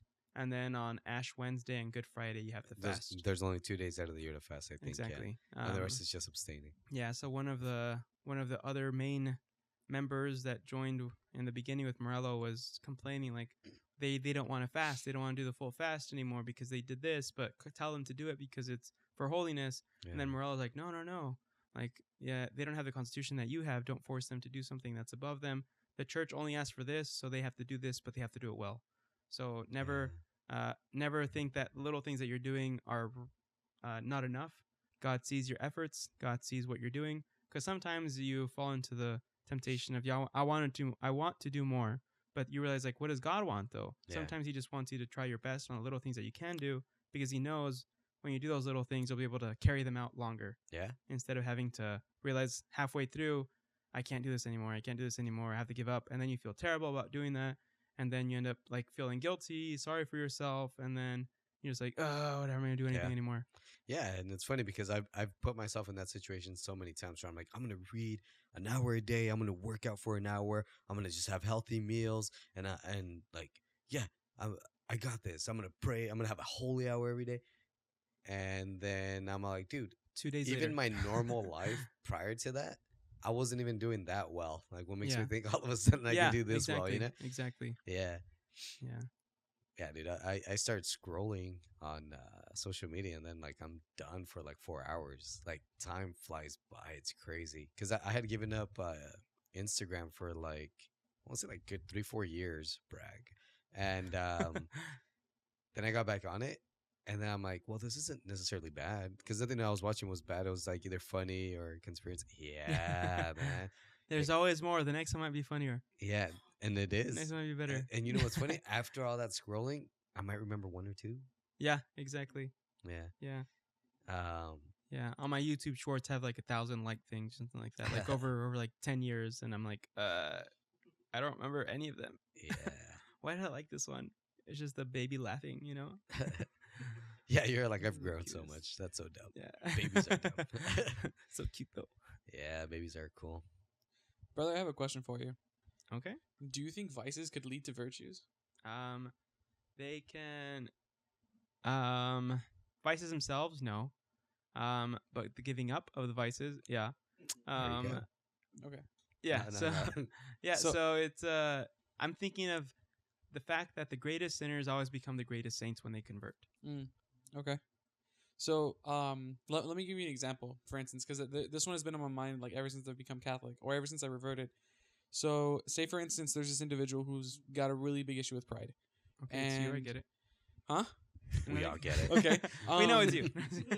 Anyways, so there's this this individual who comes around, and they're exhibiting all kinds of virtues. Christian, yeah, Christian. Yeah, Christian. Christian comes around Christian and, Machaldis. and tells Mhm. and Oh wait, wrong one. and tells Christian that they're doing X, Y, and Z for Lent, or for this upcoming Advent. They're doing all this kind of stuff. And so the pride aspect of the first individual starts to get in the way and says, well, I think I can do that. I think I can do more. And then they start to eventually do that, and then they start to like it, which then causes them to move into these as a habit, and then causes them to grow in holiness. But the only thing that started them on that journey was this initial moment of pride that said, I can do that, what that person can do, and I can do more. Okay. So like, again, kind of moving into like, do you think that pride could lead into do you think vices could lead into virtues? I still say no. Okay. Only because pride is the enemy. God is aggressive. I forget what it is. God is tough with the prideful, but merciful to the humble. So when you're doing this for your own good, as a prideful person. So you are working at it, but again, you're doing it because of you. So you're learning to better yourself in your head. The greatest enemy to the spiritual life is pride, because you think you're better than God. Because you're thinking, like, I remember learning through like the different stages of the spiritual life, using Saint Teresa of Avila's 7 stages. Let's say you get to like the 5th stage, you're almost there with God.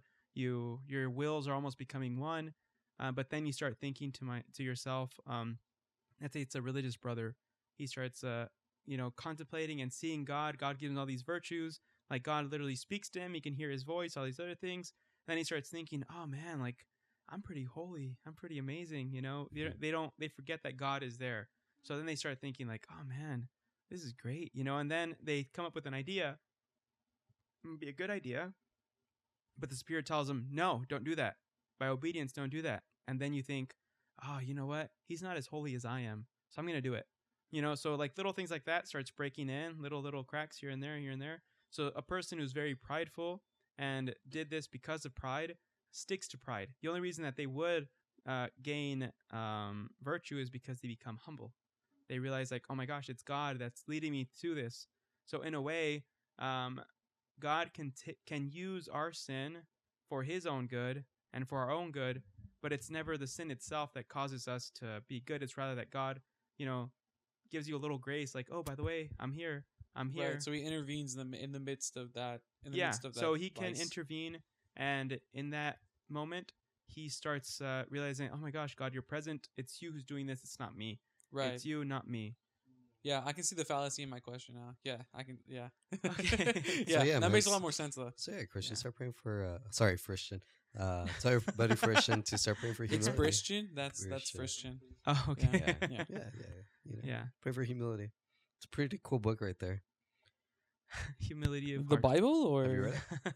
No, I did. Well, I read the title right now. Yeah, it's pretty. I like it because Cooking with it's Snoop just Dogg. a couple sentences, maybe 2 or 3 paragraphs Nice. of why I am nothing and God is everything. Mm. Dude, it was funny. I think the line that hit the hardest on that book was, how is it possible for dirt and ash to be prideful? Yeah. Like, I'm like, huh? Yeah. Yeah. I'm nothing. Yeah. No, I'm honestly the book with One of All Desire, the one I was speaking to you about with the guy who also quotes all the fathers and everything, Yeah. and the doctors. He had a line right at the beginning that hit me hard. Like, Jesus kept saying the way is narrow, and there are a few who are going to make it. So why do you believe that we're going to make it without Wow. trying? So I'm like, oh, he's right. You know, like I'm not even trying. Like, what's wrong with me? That's the kind of like woke me up spiritually. Like, oh my gosh, oh my gosh, oh my gosh, I can go to hell. You know, it's like a possibility. Like, oh my gosh, because I'm being prideful. I'm in my sin. I love my sin. I don't want to let go of my sin. Yeah. And you start thinking of all these things. Oh my gosh, oh my gosh, oh my gosh. The way is really narrow. I need to lose some weight, get in there, you Yeah. know? Some spiritual weight. Yeah. I know what you mean by loving the sin. That like kind of brings you back or takes you out of Mhm. God's grace, in a consistent. Is it possible to, although like you're very attached to it, to still achieve holiness? Because I know Saint John of the Cross says like he was like the doctor of detachment. I don't know what he was the doctor of, but he preached about detaching yourself completely from everything, not just sin, but like everything that's not God. What are we doing now? What? I'll just keep talking. Yeah. No. Just, okay. No, just checking. Oh, do you have to go? No. Maybe. No, but, Oh, so yeah, my question again was like to be attached to a sin and still oh, achieve yes. holiness. So you can achieve holiness by still being, well, not by being, but with still being attached to a sin. The problem is that in purgatory, that's going to be taken out. Hmm. So you can't go straight to heaven by being attached. Yeah. So purgatory is where you go until the only thing you desire is God. Wow. So until then, you're going to be in purgatory, Yeah. And or you're not going to make it to full holiness. So you can't become the perfect saint. Like, you can't become like holy enough to go straight to heaven until you detach from wanting your sin.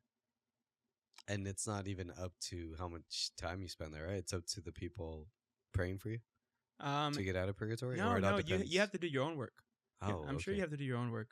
But people's prayers can help God give you like a little more grace or something like that, you know?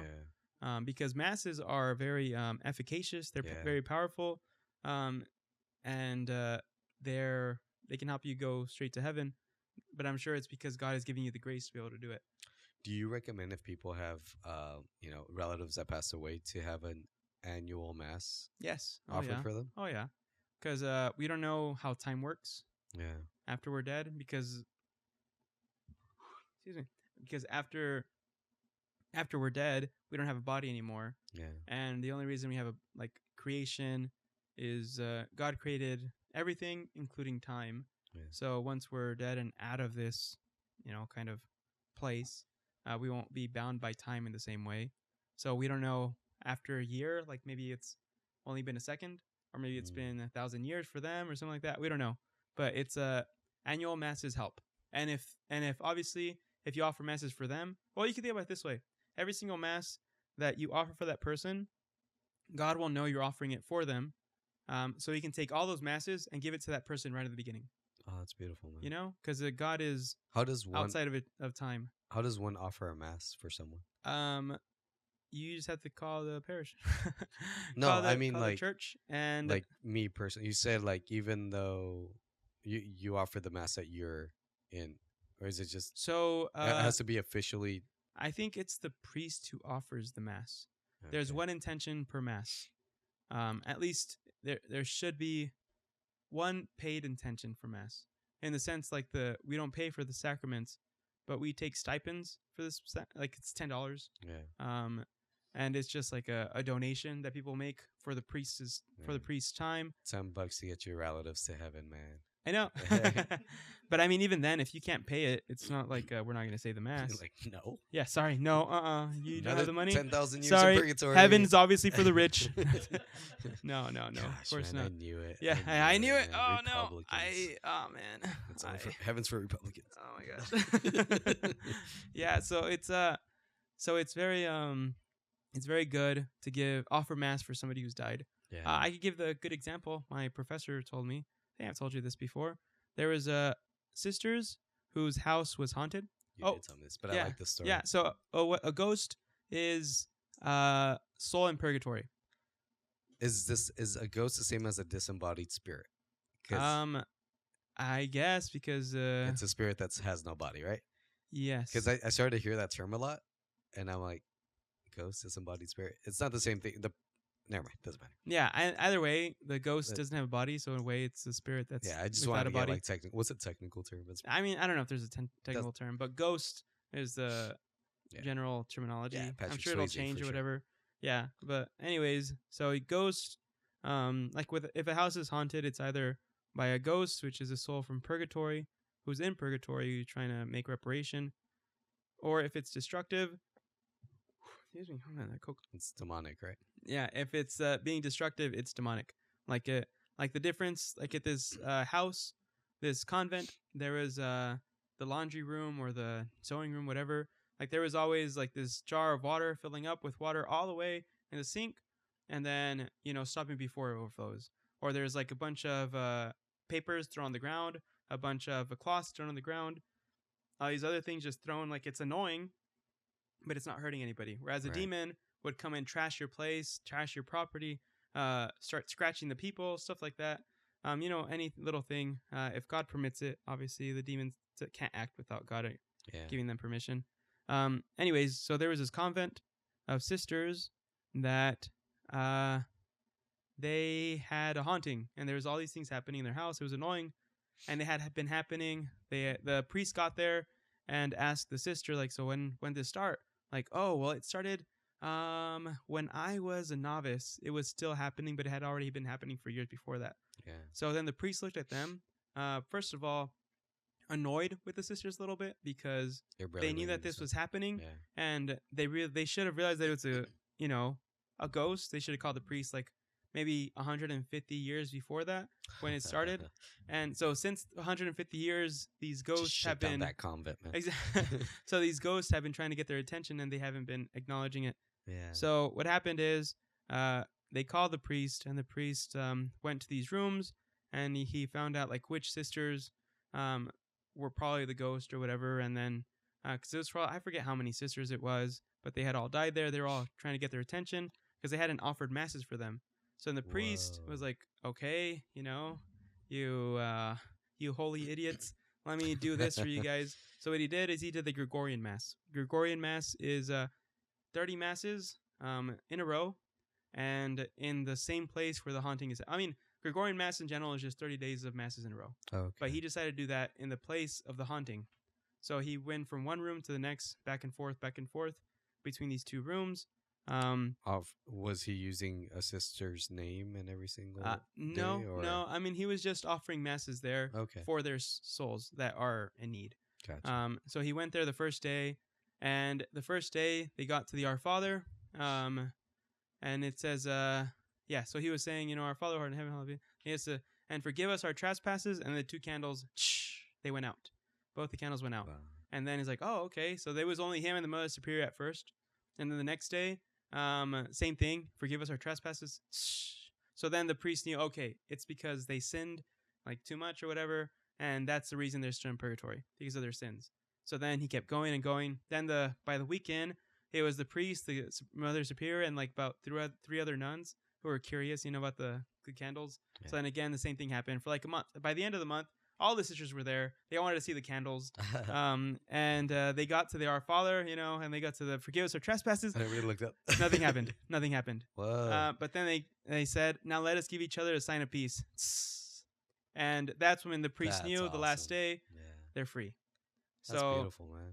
so yes, Mass is very efficacious, very powerful, and it's definitely worth offering a Mass for your deceased. Yeah, for sure. Just go to your local parish and be Yeah, like, exactly. I'd like to offer a Yeah, Mass. exactly. And I mean, some parishes, don't be picky either, especially for the sake of your loved one's souls. Yeah, well, Some people only want it on Sundays when they're there, and they want like the big main Mass. All the Masses are the same though. Obviously the Sunday Mass is like the holiest Mass. It's always a solemnity, but the Mass from other days is equally efficacious. yeah. But people want to hear their name said during the Wherever, Sunday Mass. yeah. But because of that, if you want to do it on a Sunday Mass now, you need to wait like 2 years. 2 years for the next one. Wow. Because it's all backed up. But if you go on the daily Mass, you do it like in a month later or 2 weeks Yeah. later, Yeah, because nobody wants to do it those days. do it for your loved ones. Yeah. So, and it's worth it. And if you can't pay the $10, some people can't. It's okay. Just tell them the need, and then okay, that's fine. And we'll do it. Yeah. Yeah, see, So that's awesome, dude. yeah, a lot of cool things. A lot of awesome things. Oh yeah. What time do you Yeah. have to go? Not that I'm kicking you out. I just don't want to start into a Oh whole no, nother yeah, probably conversation. soon, because we have prayer. in like 30 minutes, huh? Yeah, and I still need to do my rosary. Which, by the way, the rosary is the second most powerful prayer after the Mass. Yeah, so Our I Lady is recommend it. awesome. She's pretty cool. Is She's it pretty cool. awesome? Is it true that Our Lady is able to provide graces as well? She would only because God allows it. Mm-hmm. So like they call Mary the back door to heaven, because like there's this little joke,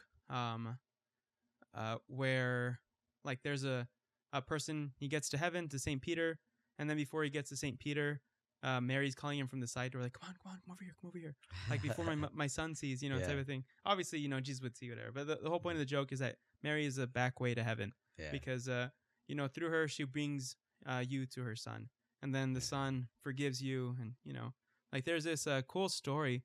I forget what it is, but there's a Saint Dominic. Here, I put it in my notes one time. I think I have the book Champions of the Rosary behind you somewhere. Yeah, Saint Dominic of Guzman. That's his name. So he was there was this girl who had fought, or there was this 2 guys who loved the same girl, and they loved her so much that they didn't want the other one to have her, so they fought to the death, and they both killed each other. And then the families of those 2 sons ended up finding the woman and cutting off her head and throwing the head into the well. Yeah. This is all witnessed, so it's crazy, but it happened. So they threw the head into the well, and then it turns out that this woman was actually devout to the rosary, but yet she had died in mortal sin. So the saint was actually walking by this well, and then he heard God telling him, like, hey, go here. This woman needs you. So he got there, and he said, Alexandra, come forth. And immediately the head of the deceased came forth, parched right on the edge of the well, and asked the saint to hear her confession. Wow. And then after the confession, back in the well, I'm just kidding, I don't know what happened. But like people, like about 12, like a dozen people at least saw the head come on top of the well, and then the confession was heard. I don't know what happened to the head after that. Yeah. But it's just believed like that- this is through the devotion of Our Lady. yeah, through not saying that if you pray the rosary every day, that means you're going to get to heaven because you're going to be able to confess your sins. Yeah. Rather, it's because she prayed it with love and fervor. Something that Fervor means. fervor. What does fervor mean? Hey Siri. Oh, nope. Sorry, Oh, babe. sorry. It's actually no fervor. Love and fervor. Love and Devotion?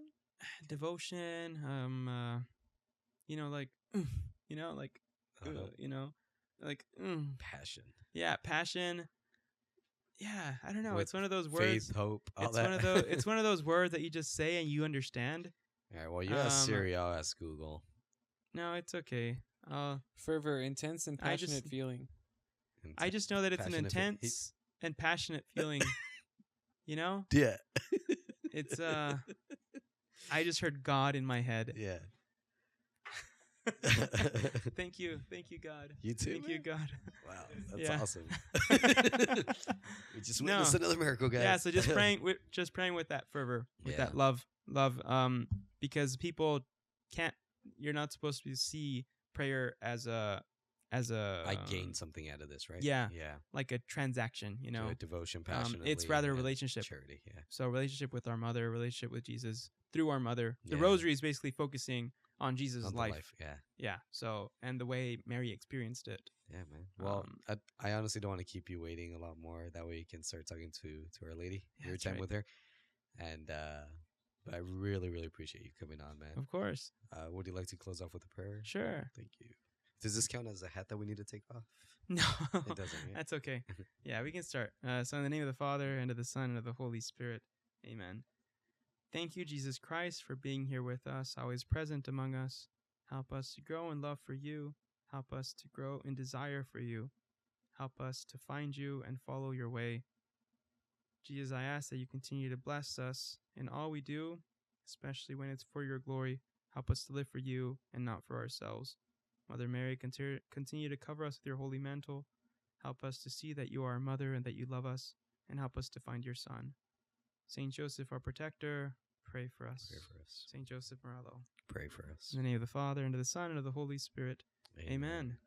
Thank you so much, Dun-dun. brother. No, thank you. You're welcome anytime. Awesome.